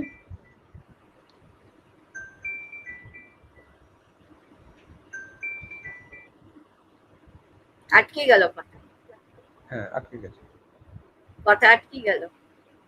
হ্যাঁ হ্যাঁ হ্যাঁ আটকে গেছে একটু। হ্যাঁ এবার হচ্ছে।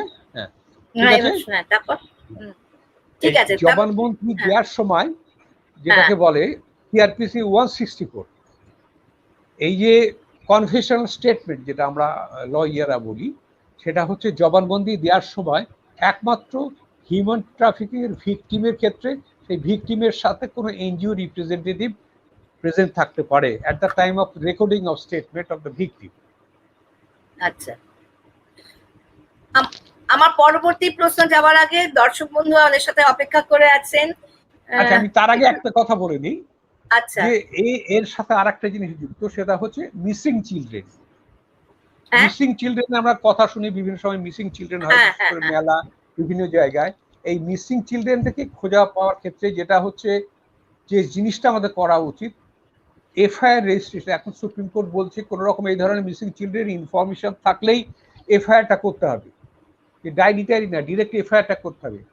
এই ক্ষেত্রে আমাদের data of the children staying in children shelter homes আমাদের কাছে এখনো নেই। কোনো ন্যাশনাল লেভেল পোর্টাল ম্যাচিং বা করা যাচ্ছে না। জেনারেলি মিসিং চিলড্রেনের মানে poor parents, no voice, no priority, এসবগুলো দেওয়ার জন্য চিলড্রেন আমরা খুঁজে পাচ্ছি না। এটা একটা সাংঘাতিক ব্যাপার। এই ক্ষেত্রে মিসিং চিলড্রেনের সংখ্যা আমাদের ভারতবর্ষে কিন্তু প্রচুর।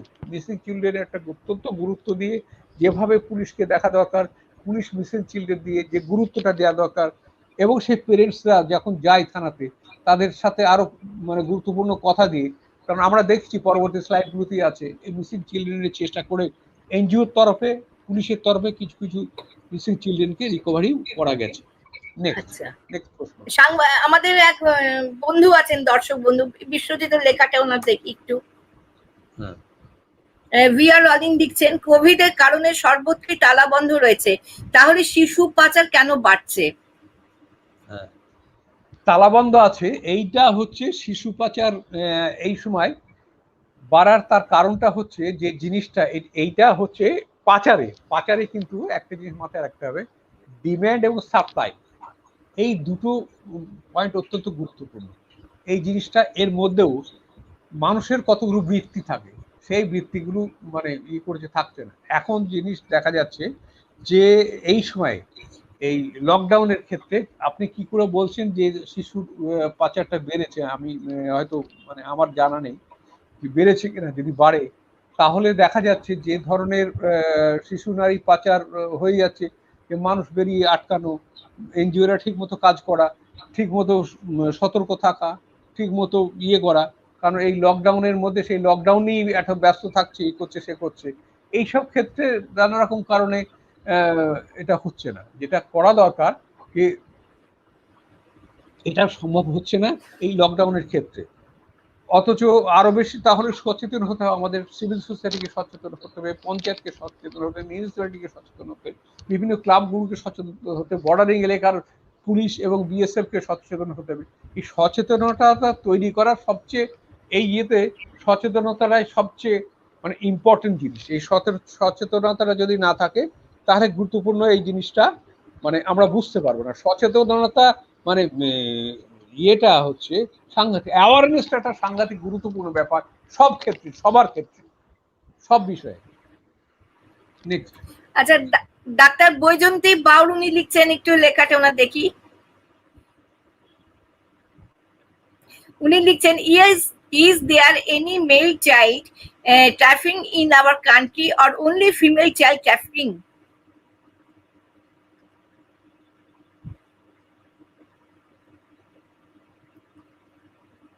শোনা গেছে তাজদা কথাটা? তাজদা আটকে গেছে। তাজদার লাইনে আছেন?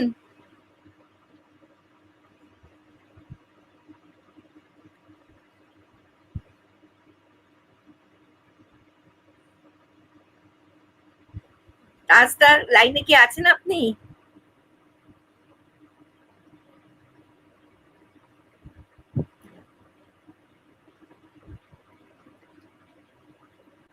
আবার বিচ্ছিন্ন হয়ে গেলেন তাজদা।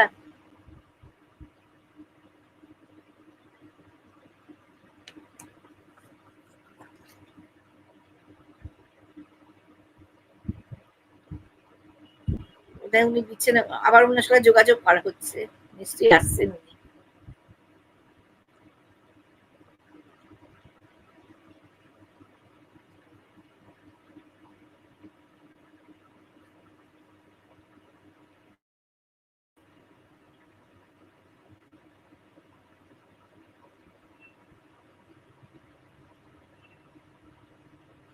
তাজদা কি বোধহয় বিচ্ছিন্ন হয়ে গেছেন মনে হয়।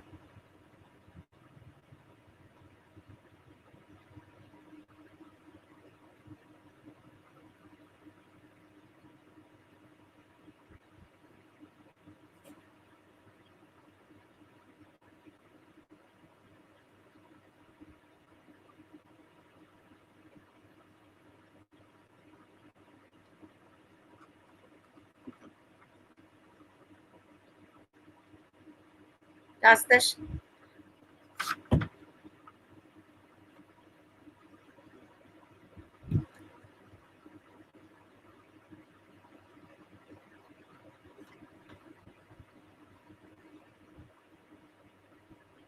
বিশ্বজিৎ, ওনার সাথে একটু যোগাযোগ করো না, বোধহয় কি লাইনে আছেন কি নেই বুঝতে পারছি না।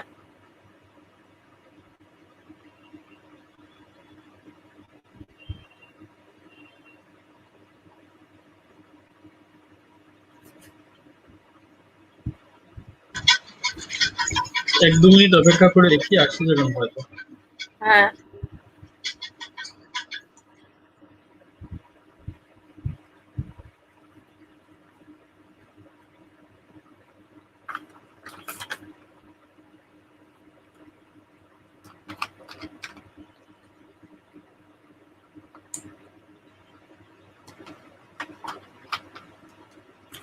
তাজদা।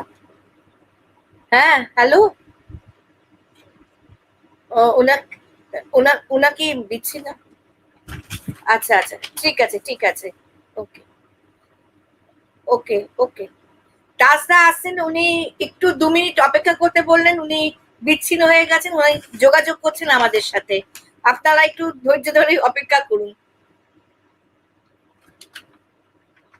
ওনার ডিসকানেক্ট উনি হয়ে গেছেন, উনি আসছেন, উনি আমাকে জানালেন।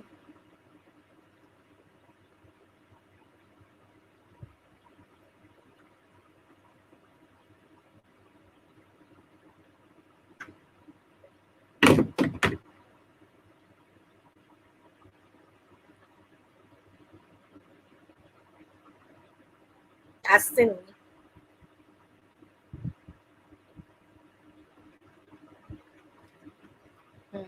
একটু এসেছেন উনি। কি হাত পড়ে গিয়েছিল বোধ হয়।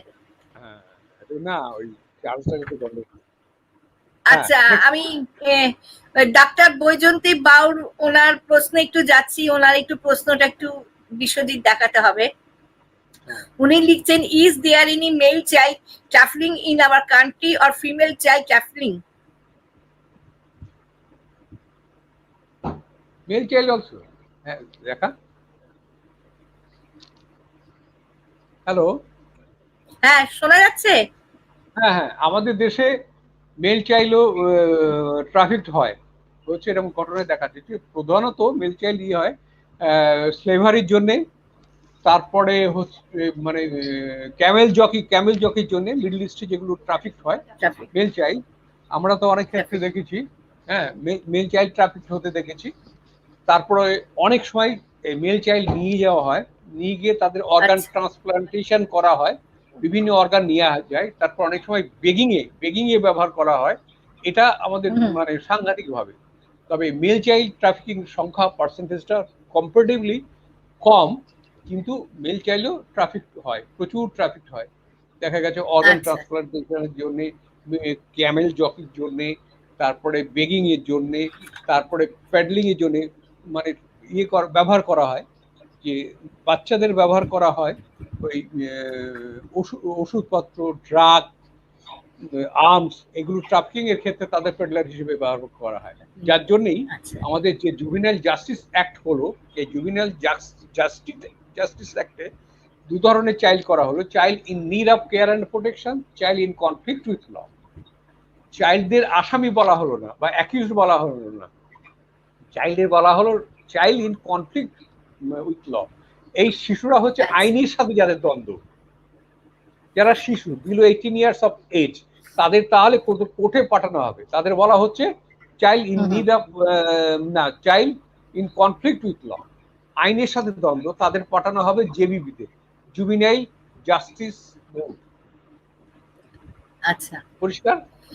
হ্যাঁ, আমি পরবর্তী প্রশ্নে যাচ্ছি। পরবর্তী প্রশ্ন হচ্ছে, পাচার বিরোধী অভিযানে সাংবাদিকদের এবং প্রচার মাধ্যমে কি অগ্রণী ভূমিকা আছে? পাচার বিরোধিতায় সাংবাদিকদের রোল অত্যন্ত গুরুত্বপূর্ণ রোল আছে।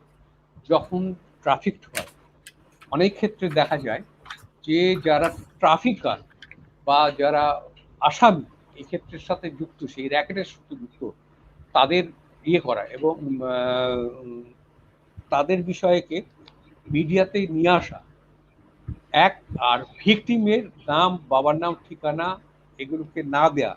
কারণ এইগুলো ক্ষেত্রে এইটাকে যদি করে তাহলে এই ক্ষেত্রে অনেক সমস্যা তৈরি হয় ভিকটিমের, তাদের একটা সোশ্যাল স্টিগমা হয়ে যায়, সেই এমনিতেই তারা মানে খুব ট্রমাটাইজড হয়ে থাকে। সেই ক্ষেত্রে তাদের যদি এটা কি করা হয়, আর সচেতনতা মানে অ্যাওয়ারনেসের ক্ষেত্রে মিডিয়ার তো একটা গুরুত্বপূর্ণ ভূমিকা আছে।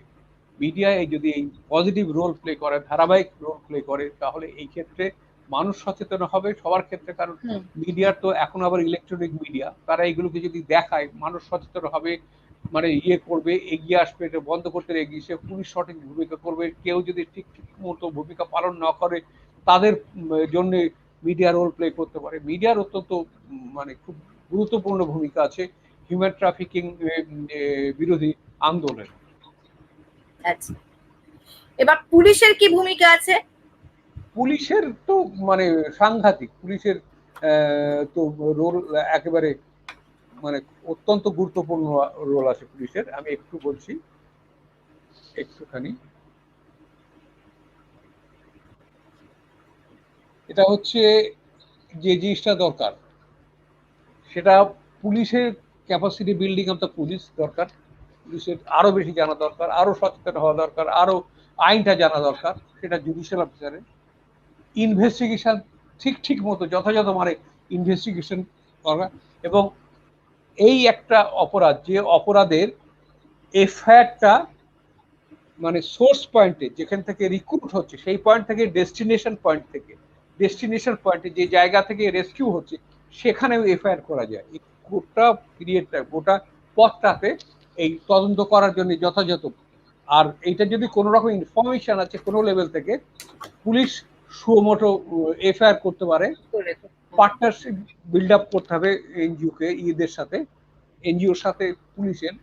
তারপরে হচ্ছে ন্যাশনাল লেভেল যে পোর্টাল, তার মিসিং পার্সন তাদেরটাকে করতে হবে।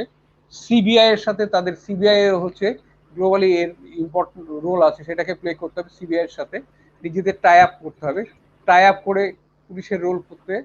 এবং আরেকটা যেটা বলা হচ্ছে রেজিস্টার চাইল্ড, স্ট্রেস রিজনেবল, এগুলো হ্যাঁ বলছি, এক সেকেন্ড। কিভাবে করতে হবে ইনভেস্টিগেশনটাকে করতে হবে, এটা গুড প্র্যাকটিস আমি বলছি। এই যে সংগঠিত অপরাধ সেই অ্যাঙ্গেল থেকে, দুই হচ্ছে কম্পেশনেট ট্রিটমেন্ট, অন্যান্য ভিকটিমের ক্ষেত্রে একটা মারধর খাওয়া, একটা মাথায় চোট লাগা, একটা ইয়ে লাগার ভিকটিমের চেয়ে এই ট্রাফিক ভিকটিমকে একটু অন্যভাবে ব্যবহার করতে হবে। Compassionate treatment of the victim, তাকে নিয়ে আসতে হবে আসামির গাড়িতে করে, নাই আলাদা করে নিয়ে আসতে হবে, তাকে থানায় নিয়ে এলে হবে না, তাকে এমন একটা জায়গায় যে কমফোর্টেবল যেখানে মনে করবে সেই জায়গায় নিয়ে গিয়ে তাকে তার সাথে কথা বলতে হবে।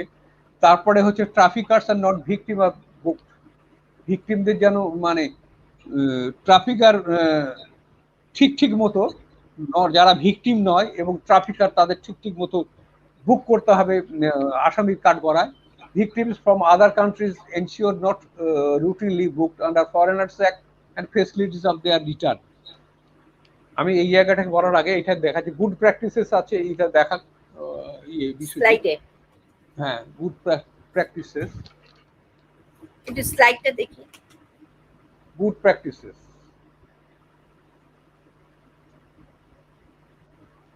বিষয়ের স্লাইডটা দেখি না। good practices.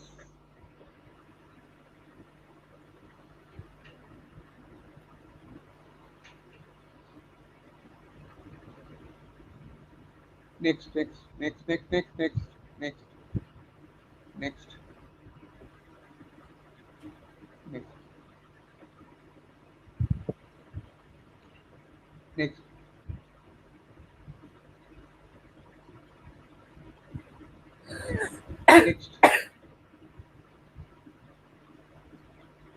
Next. Yes, our experience, no.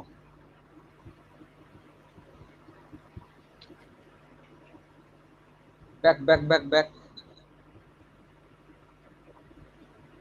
Good practices, not our experience. Good practices. Again.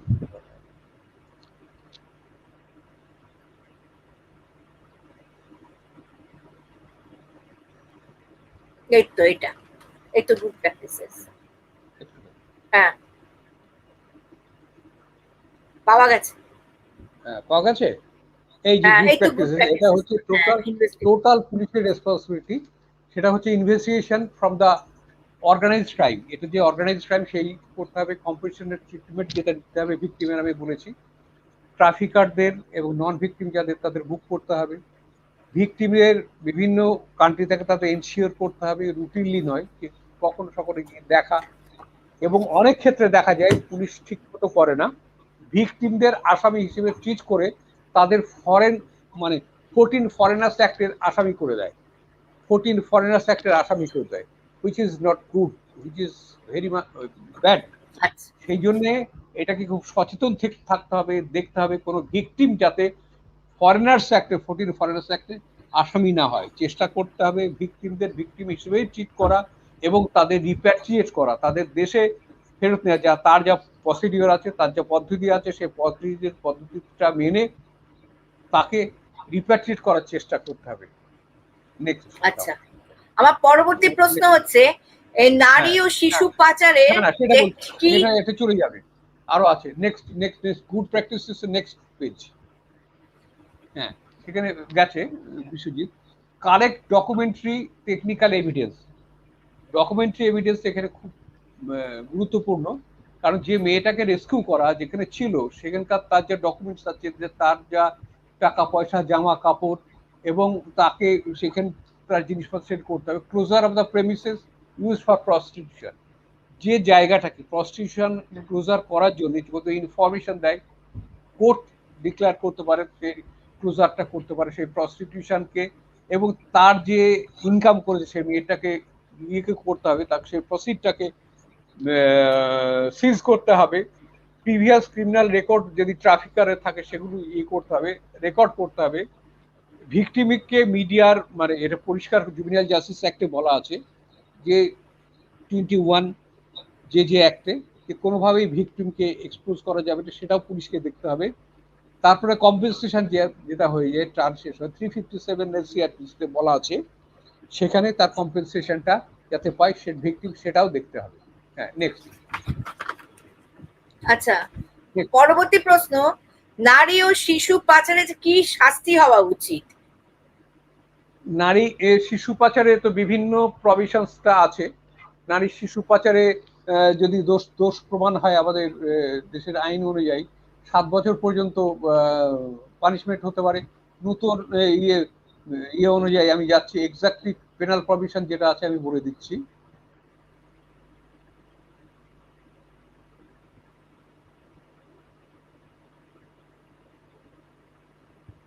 সাত বছর আছে।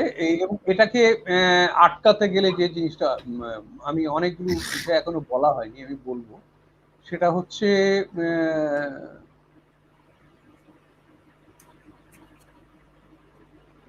হ্যাঁ,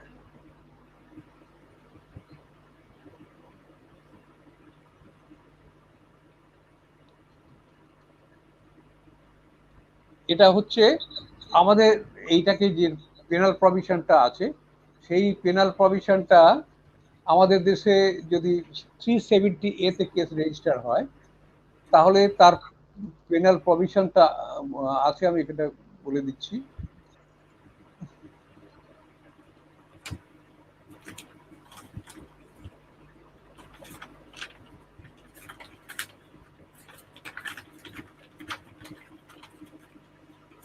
তাদের 7 বছর থেকে 10 বছর পর্যন্ত ইয়ে হতে পারে, এবং এইটা ফৌজদারি সেশনস কোর্টে এটা ট্রাভেল হবে, এবং সে কম্পেনসেশনটা পাবে। মেয়েটা অন্য দেশে যেটা দেখা আছে সেটা এটা 3 বছর থেকে 5 বছর হবে, সেটা হচ্ছে 7 বছর পর্যন্ত হতে পারে। মানে ট্রাফিকিং 7 বছর, 5 বছর থেকে 7 বছর পর্যন্ত হবে। আবার যদি মানে সেকেন্ড টাইম অফেন্স করে, তার ডাবল দা অ্যামাউন্ট, মানে 15 বছর পর্যন্ত হতে পারে। আচ্ছা, একজন দর্শক বন্ধু আছেন আমাদের সাথে, ওনার প্রশ্নটা হচ্ছে, ভি আর রলিন লিখছেন, যদি কোনো মেয়ে শিশু পাচারের পরে যদি সে বাধ্য হয় প্রস্টিটিউশন করতে, কোন আইন তাকে সামাজিক অভিযোগযোগ্যতা পেতে সহায়তা করে? যদি সে প্রস্টিটিউশন আবার তাকে পাঠায়, কোনো মেয়ে শিশু পাচারের পরে, যদি কোনো মেয়ে শিশু পাচারের পরে যদি সে বাধ্য হয় প্রস্টিটিউশন করতে, কোন আইন তাকে সামাজিক অভিযোজন যোগ্যতা পেতে সহায়তা করে? আমাদের এই যদি সে প্রস্টিটিউশনটাকে তাকে আটকানো যায়, জোর করে, ফোর্স হয়, এমন সিচুয়েশন হয়, তাকে আটকানোর জন্য ইমরাল ট্রাফিক প্রিভেনশন আছে, ইন্ডিয়ান পেনাল কোড আছে, তাকে আটকানো যেতে পারে, কোনো অসুবিধা কিছু নেই। আচ্ছা, যাকে ফোর্স করছে, যে নিয়ে গেছে, বাধ্য করেছে, সেই সব জায়গায় তাকে তার বিরুদ্ধে ব্যবস্থা নেওয়া যেতে পারে। আচ্ছা, আমি পরবর্তী প্রশ্নে যাচ্ছি, যে এক্সট্রা টেরিটোরিয়াল কিভাবে প্রয়োগ করা হচ্ছে? এক্সট্রা টেরিটোরিয়ালের এই বিষয়টা যদি ঠিক মতো দেখা যায়, যে আমাদের দেশে একটু আগেই বলছিলাম ক্রস বর্ডার ট্রাফিকিং একটা প্রশ্ন আছে, সেটা হচ্ছে এই যে ইন্টারন্যাশনাল বিভিন্ন বর্ডারিং এ লেখা আসে টেরিটোরিয়াল জুরিসডিকশন। টেরিটোরিয়াল জুরিসডিকশনটাকে ব্রেক করে যখন আমাদের এখানে চলে আসে, তাদের ম্যাক্সিমাম ক্ষেত্রে আগে যেটা হতো 14 ফরেনার্স একটা কেস রেজিস্টার করা হতো, এখন হচ্ছে না। ট্রাফিক ভিকটিম হিসেবে তাদের রেস্কিউ করা হচ্ছে, রেস্কিউ করে তাদের বাড়ি বাংলাদেশে হাই কমিশনকে জানাচ্ছে, মিনিস্ট্রি অফ ফরেন অ্যাফেয়ার্সে আমাদের এখানে জানানো হচ্ছে, এখানকার ইন্ডিয়ান ডিআইবি যারা আছে আর কি স্টেটের, ডিএসপি ডিআইবি, এসপি ডিআইবি, এদের মাধ্যমে তাদের পাঠানো হয়। এবং এইটাকে যে অবস্থাটা দাঁড়িয়েছে, আমাদের এটাকে যদি এই ইন্টিগ্রেটিভ অ্যাপ্রোচ যদি না থাকে, তাহলে এইটাকে বন্ধ করা যাবে না। যেটাকে করা দরকার মেনলি প্রিভেনশন, প্রোটেকশন এবং প্রসিকিউশন। এটাকে বন্ধ করতে হলে তিনটে জিনিস ভীষণ ভাবে আমাদের দরকার। আচ্ছা, আমি পরবর্তী প্রশ্নে যাচ্ছি। পরবর্তী প্রশ্ন হচ্ছে যে সংবিধানের আর্টিকেল 23 তে যে prohibition of traffic in human beings and forced লেবারের কথা বলা হয়েছে, এই ব্যাপারে একটু বিস্তারিতভাবে বলুন।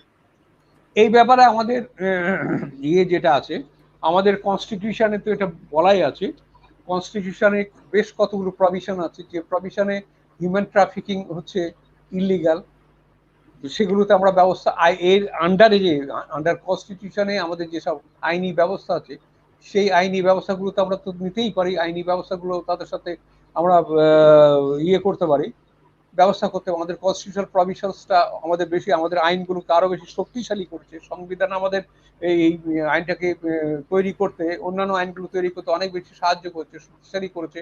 এবং আমাদের সংবিধান হচ্ছে সর্বোচ্চ যে আইন, সেই আইনের যখন আমরা এইটা পাই, সেই আইনের সাহায্য আমরা পাই যখন আমরা বিভিন্ন আদালতে যাই, সেই আদালতে গিয়ে এই ইগুলো আমরা তার সাহায্য পাই। আচ্ছা, সংবিধানের আর্টিকেল 23-তে যে এও বলা হয়েছে যে প্রহিবিশন আছে, যে তার ইমপ্লিমেন্টেশনে কি কি আইন করা হয়েছে? এই যে যেটা হচ্ছে আমি বলছি, অনেক আইন করা হয়েছে। Prohibition of traffic in human beings, article 23, and forced labor, an offense punishable in accordance with law। এইখানে আমাদের অফেন্স, হিউম্যান ট্রাফিকিং অফেন্স যেটা আছে পানিশেবল আন্ডার ল, আমাদের ইমরাল ট্রাফিক প্রিভেনশন আছে, নতুন অ্যামেন্ডমেন্ট হচ্ছে ইন্ডিয়ান পেনাল কোডে 370 এবং 370A এসছে, যেখানে হিউম্যান ট্রাফিকিং পানিশেবল। তারপরে আমাদের এই যে prohibition of employment of the children in factories এবং হচ্ছে চাইল্ড লেবার প্রহিবিশন অ্যাক্ট, এটা আমাদের কাছে ইয়ে হচ্ছে not below the age of মানে 14 বছর বয়স বেশি কাউকে কোনো রকম হ্যাজারাস কোনো রকম ফ্যাক্টরিতে করা যাবে না। বিলো 14 বছর হলে পরে তাদের কোনো হ্যাজারাস ফ্যাক্টরিতে কাজে দেওয়া যাবে না।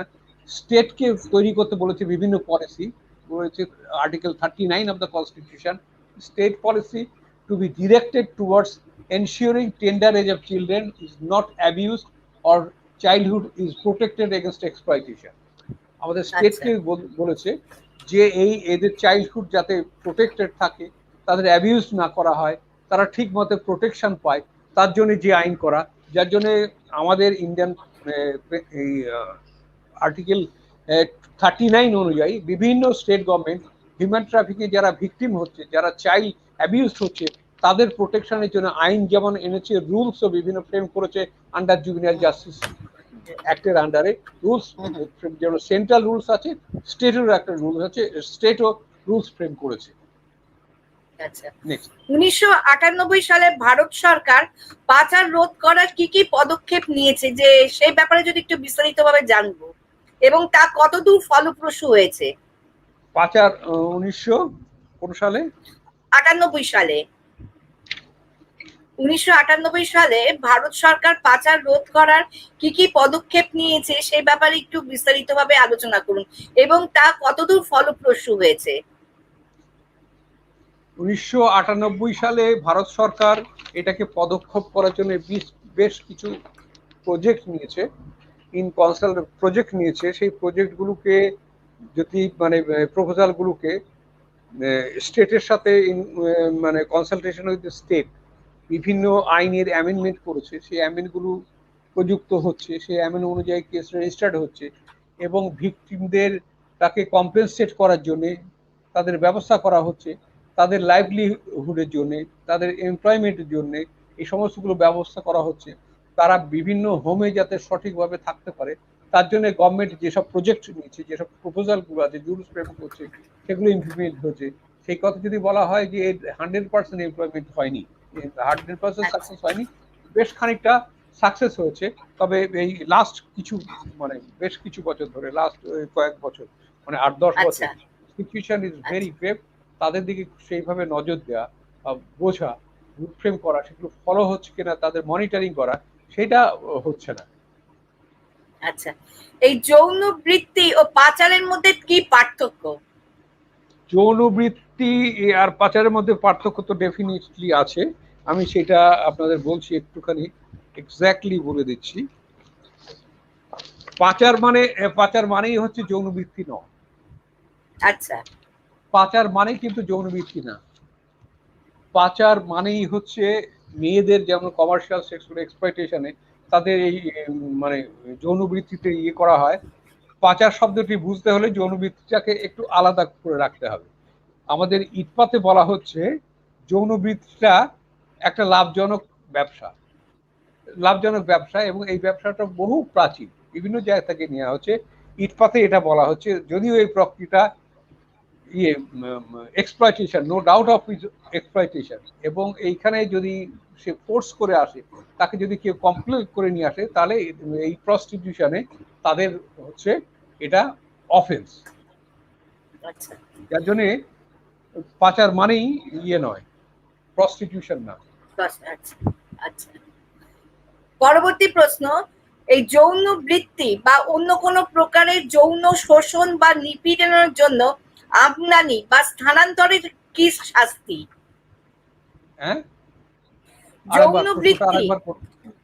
যৌন বৃত্তি বা অন্য কোনো প্রকারের যৌন শোষণ বা নিপীড়নের জন্য আমদানি বা স্থানান্তরকরণের কি শাস্তি? এইটা তো হচ্ছেই। এইটা যৌন শোষণ, যৌন করার জন্য বিভিন্ন জায়গায়, একটা জায়গা থেকে একটা জায়গায় নেওয়া হচ্ছে, যাতে সেটাকে দেখা হয়। কোনো একটা জায়গায় নিলে চিনতে পারবে না, বুঝতে পারবে না বলে সেগুলো নিয়ে যাচ্ছে, নিয়ে গিয়ে তাদের যৌন শোষণের জন্য ব্যবহার করা হচ্ছে। রেড লাইট এরিয়ায় তাদের নিয়ে যাওয়া হচ্ছে, তাদের কমার্শিয়াল সেক্সুয়াল এক্সপ্লয়টেশনে ব্যবহার করা হচ্ছে, এবং বিভিন্ন জায়গায় ডান্স বারে তাদের ব্যবহার করা হচ্ছে, তাদের বিভিন্ন রকম কাজের দেখানোর মানে সুযোগ সুবিধা দেওয়া হবে বলে নিয়ে যাওয়া হচ্ছে। তারপরে বিভিন্ন সময় দেখা যাচ্ছে এমপ্লয়মেন্ট এজেন্সি আছে, তাদের মাধ্যমে নিয়ে যাওয়া হচ্ছে, নিয়ে গিয়ে তাদের এক্সপ্লয়েট করা হচ্ছে, এইসবগুলো করা হচ্ছে। আচ্ছা, পরবর্তী প্রশ্ন, পতিতালয় পরিচালনা বা কোনো স্থানকে পতিতালয় হিসাবে ব্যবহারের অনুমতি প্রদানের কি শাস্তি? না, এটার কোনো অনুমতি এইটা দেয় না। দীর্ঘদিন ধরে একটা এটাকে চলে আসছে। শাস্তি আছে, ডেফিনেটলি শাস্তি আছে। কেউ যদি পতিতালয় চালায়, হ্যাঁ, এবং তার উপর লাইভলিহুড আছে, সেখানে যদি মেয়েদের নিয়ে আসে, এর জন্য সাজা আছে। এই সাজা 3 বছর পর্যন্ত সাজা হতে পারে, এবং তার সমস্ত কিছু সেটাকে কোর্টের আদালতে যদি প্রমাণ হয়ে যায়, সেটাকে ক্লোজার হতে পারে। সেই অধিকারটা ম্যাজিস্ট্রেটের আছে, ডিএম এর আছে, টেম্পোরারি করা হয়, এবং পরবর্তীকালে যদি মানে টেম্পোরারি বন্ধ করে দেওয়া হয়, তারপরে আদালতে যদি হ্যাঁ ওখানে প্রস্টিটিউশন চালানো হচ্ছিল এটা প্রমাণ করা হয়, তার লাইসেন্স ক্যান্সেল করা হয় সেই ঘরের, দোকানের বা ব্যবসার, এবং হচ্ছে সেটাকে পার্মানেন্টলি ক্লোজ করে দেওয়া হয়। আচ্ছা, এই অভিযোগ দায়ের ও তদন্ত কিভাবে হবে? এই অভিযোগ দায়েরটা পুলিশকে করতে হবে, থানাতে করতে হবে। থানা তার মতো যথেষ্ট, অথবা হচ্ছে সোজাসুজি ম্যাজিস্ট্রেটের কাছে ইনফরমেশনটা হচ্ছে কোর্টের কাছে করতে হবে, দরখাস্ত করতে হবে, কোর্টকে বলতে হবে, ডিএম এর কাছে ইনফরমেশন করতে হবে, এসডিও এর কাছে ইনফরমেশন দিতে হবে, তাহলে এর ব্যবস্থা হবে। আচ্ছা, আছে।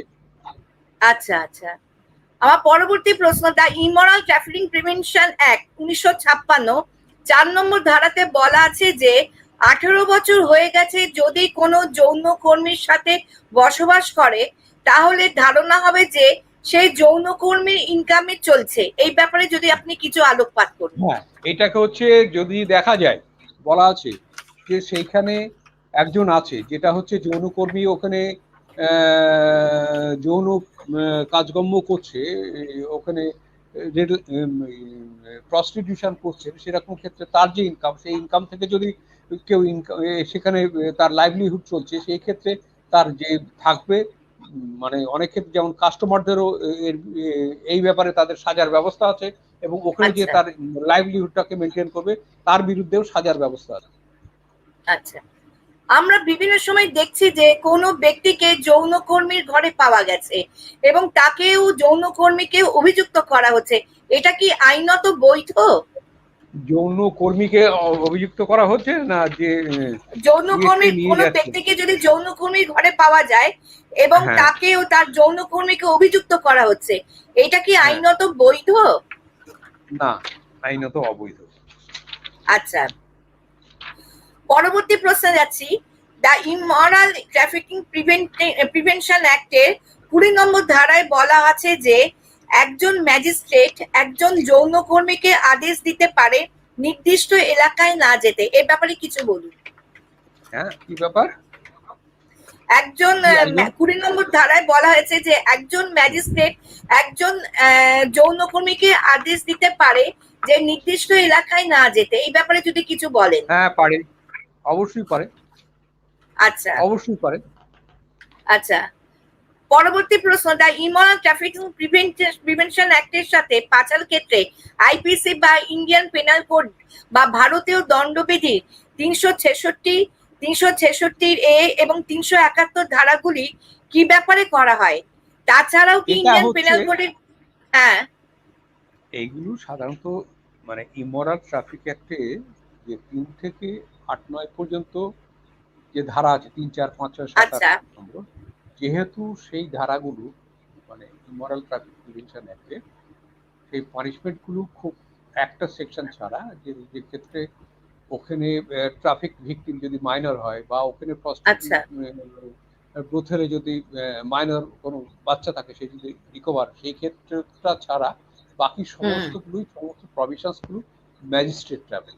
যেহেতু ম্যাজিস্ট্রেট ট্রাভেল এগুলো ম্যাক্সিমাম ক্ষেত্রেই সব বেলেবেল হয় এবং তার পেনাল প্রভিশনটা খুব বেশি না, সেই ক্ষেত্রে এই যে কিডন্যাপিং তারপরে অ্যাবডাকশন এইসব প্রভিশনটা দিয়ে সেখানে কেসগুলো রেজিস্টার করে।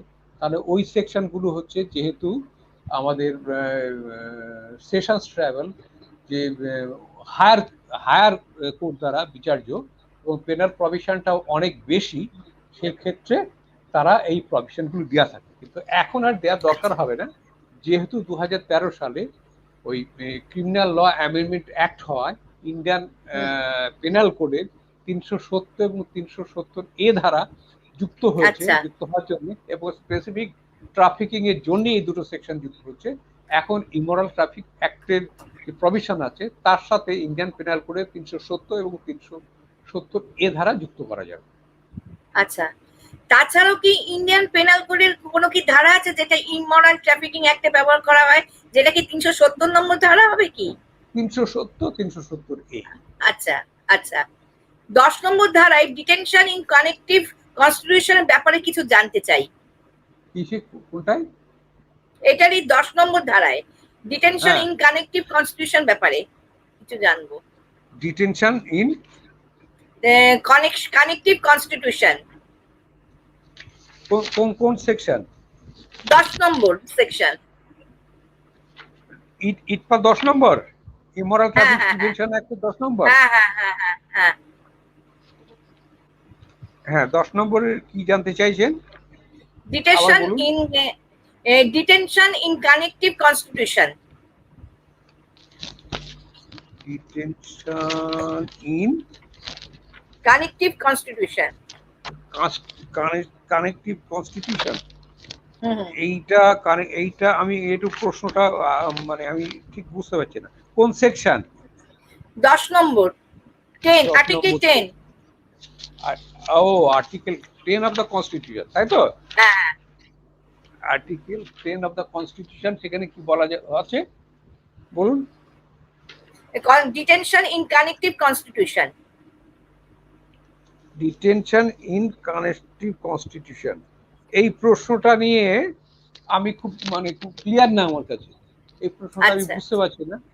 তাহলে এই প্রশ্নটা যেহেতু আমি বুঝতে পারছি না, এই প্রশ্নটা থাক, কোন প্রশ্ন? ঠিক আছে, কোন চাইল্ড ভিকটিমকে পুলিশ যদি রিকভার করে তাহলে কোথায় প্রডিউস করা হয়? তাহলে প্রডিউস করতে হবে ইয়েতে, সিডব্লিউসি তে, চাইল্ড ওয়েলফেয়ার কমিটিতে। আচ্ছা আচ্ছা, মহিলা বা শিশু পাচারের অভিযোগ কোথায় করা হবে? থানাতে। আচ্ছা, এফআইআর থানাতে করা যেতে পারে। ইয়েতে চাইল্ড লাইন এফটা অবশ্যই অভিযোগটা করতে হবে থানাতে। আচ্ছা, আমি সবশেষে জানতে চাইবো যে নারী ও শিশু পাচার রোধে সচেতন নাগরিক হিসাবে আমাদের কি কর্তব্য? আমাদের কর্তব্য হচ্ছে এই যে মানে প্রথম কথা হচ্ছে এই সম্পর্কে আমাদের নিজেদের ইয়ে করা, মানে কিভাবে ইয়ে হয় প্রস্টিটিউশন, ইমরাল ট্রাফিক অ্যাক্টের এটা চলে আর কি, মানে হয় সেই জায়গায় যারা আমাদের সচেতন হয়, কিভাবে হতে পারে, কোথায় হতে পারে, কি কারণে দিতে পারে, আমাদের বাচ্চাদের কিভাবে সচেতন করতে হবে, বাচ্চাদের করতে হবে। এই যদি আমাদের নিজেদের সচেতনতা না থাকে আমরা এটাকে কিছুই করতে পারবো না। সচেতনতা যদি না থাকে, কোনোভাবে চলে যাচ্ছে, কারা কিভাবে চলছে, আসছে কোনো সন্দেহভাজন লোক, কোনো ধর্মীয় স্থানে দেখা যাচ্ছে একটা সন্দেহভাজন লোক, কোনো মেলায় দেখা যাচ্ছে সন্দেহ, নিজেদের সচেতন থাকা, সচেতন হওয়া, এবং এই ধরনের কোনো ইনফরমেশন আমাদের কাছে যদি আসে, আমাদের যদি কাউকে মনে হয় যে এই ধরনের ঘটনা ঘটাতে পারে, একটা সন্দেহজনক বা সন্দেহভাজন লোক, তাকে ইয়ে করা, হ্যাঁ, এটাকে করতে হবে।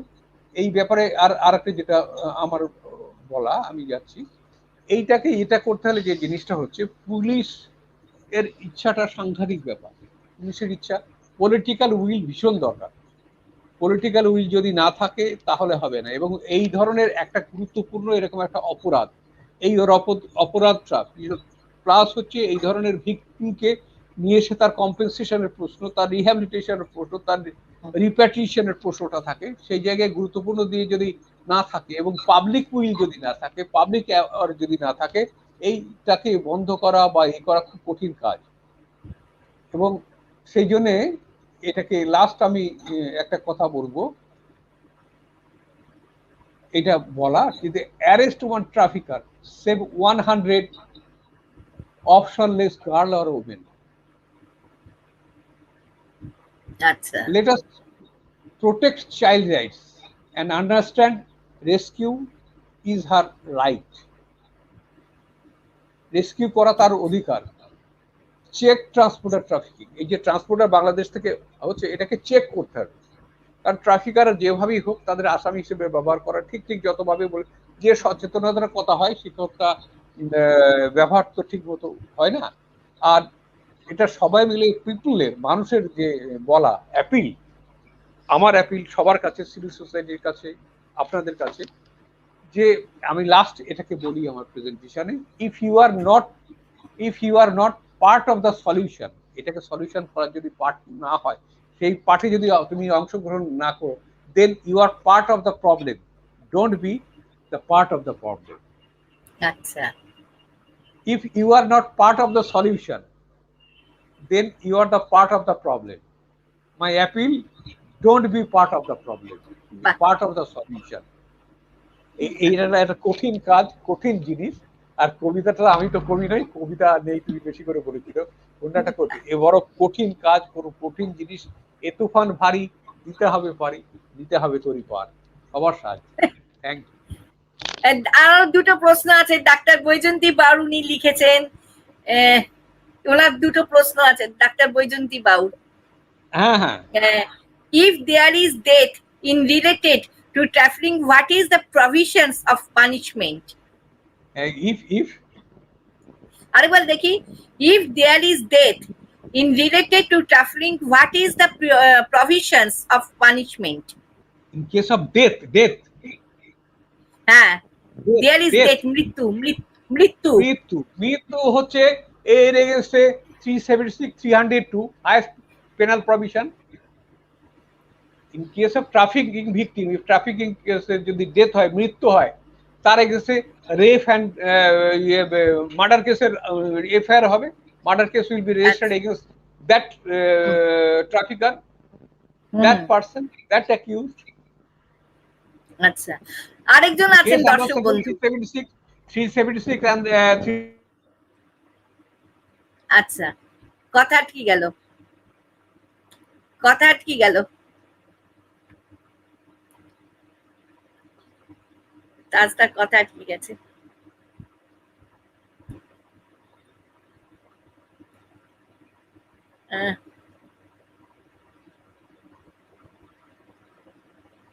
তাজদা কি চলে গেলেন?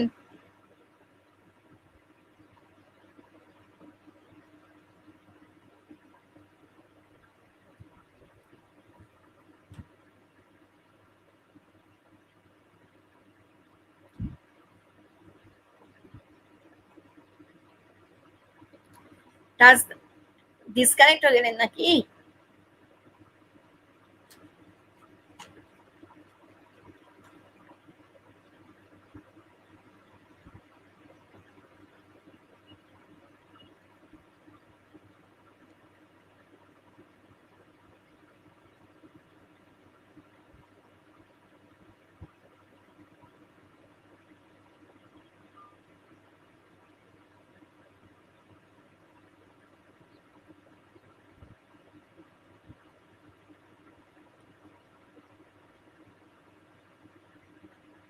আচ্ছা আচ্ছা আচ্ছা, হুম, ঠিক আছে।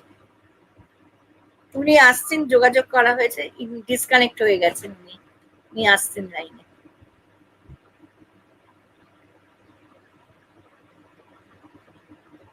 আপনার একটু অপেক্ষা করুন, উনি আসছেন। আমরা অনুষ্ঠানের শেষ পর্যায়ে এসে গেছি একেবারে।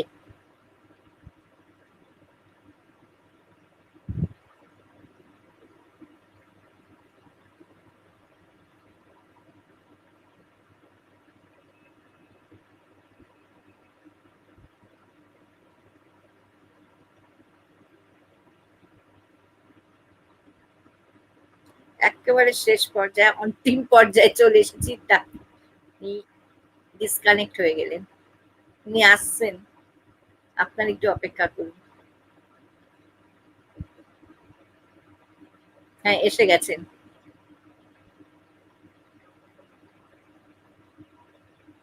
কথা বলা হচ্ছে, আমার মোবাইলটা একটু তাড়াতাড়ি চার্জ চলে যায়। হ্যাঁ, আচ্ছা, আমার আরেকটা প্রশ্ন দর্শক বন্ধু করেছেন, ওনার একটু লেখাটা একটু দেখি। হ্যাঁ, বিশ্বজিৎ, ওনার লেখাটা একটু দেখাও না। আরেকজন দর্শক বন্ধু, হ্যাঁ, রসবতী নাথ লিখছেন, আইনের বিভিন্ন ধারা সম্পর্কে জানতে পেরে উপকৃত হলাম, দায়িত্ব বাড়লো, অত্যন্ত গুরুত্বপূর্ণ আলোচনা, শুভ সন্ধ্যা। ধন্যবাদ। খুব ভালো লাগলো। আচ্ছা তাজদা, শেষ লগ্নে আমি এবং আমরা দর্শক বন্ধুরা আপনার কাছ থেকে একটা কবিতা শুনতে চাই, এটা আমার কাছে আমার আবদার। একটু কবিতা করে অনুষ্ঠান আমরা শেষ করছি।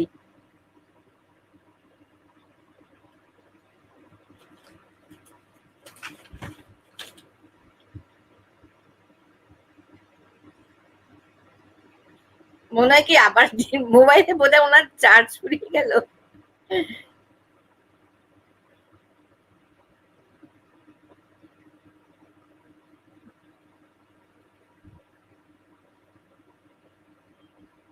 বোধহয় ওনার মোবাইলের চার্জ ফুরিয়ে গেছে নাকি, বোঝা যাচ্ছে।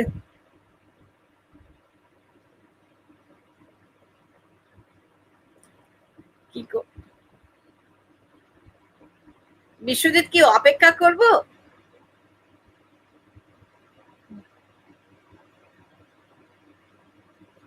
ওনার মোবাইলে কি চার্জ ফুরিয়ে গেছে বুঝতে পারছি না, একটু অপেক্ষা করি নাকি?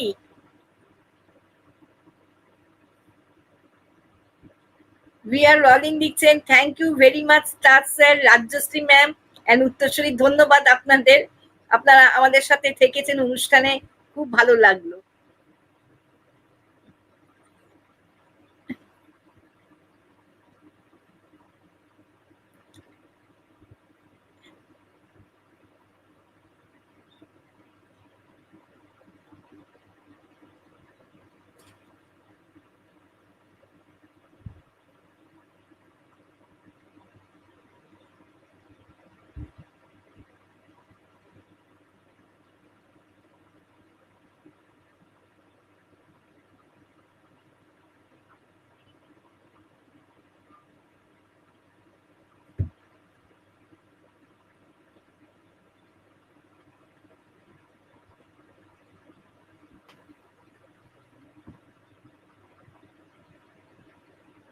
আমরা একটু অপেক্ষা করি নাকি?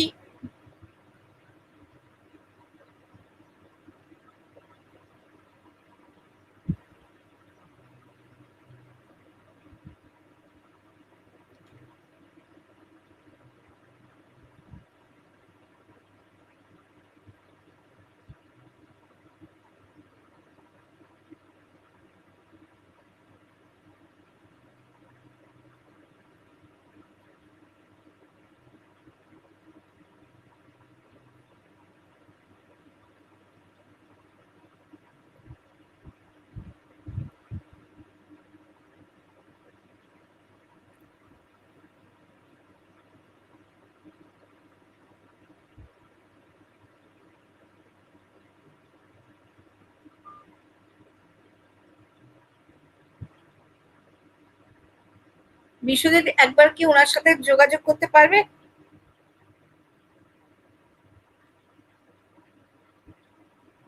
বুঝতে পারছি না।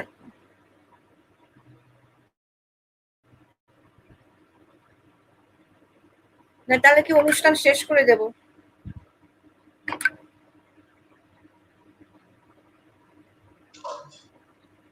অনুষ্ঠান শেষ করে দিন আজকে তাহলে।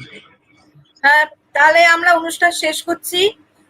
তাজদা বোধহয় কোনো কারণে বিচ্ছিন্ন হয়ে গেছেন, বোধহয় মোবাইলে উনি লাইনে পাচ্ছেন না, চার্জ শেষ হয়ে গেছে। আপনারা ভালো থাকবেন, শুভরাত্রি।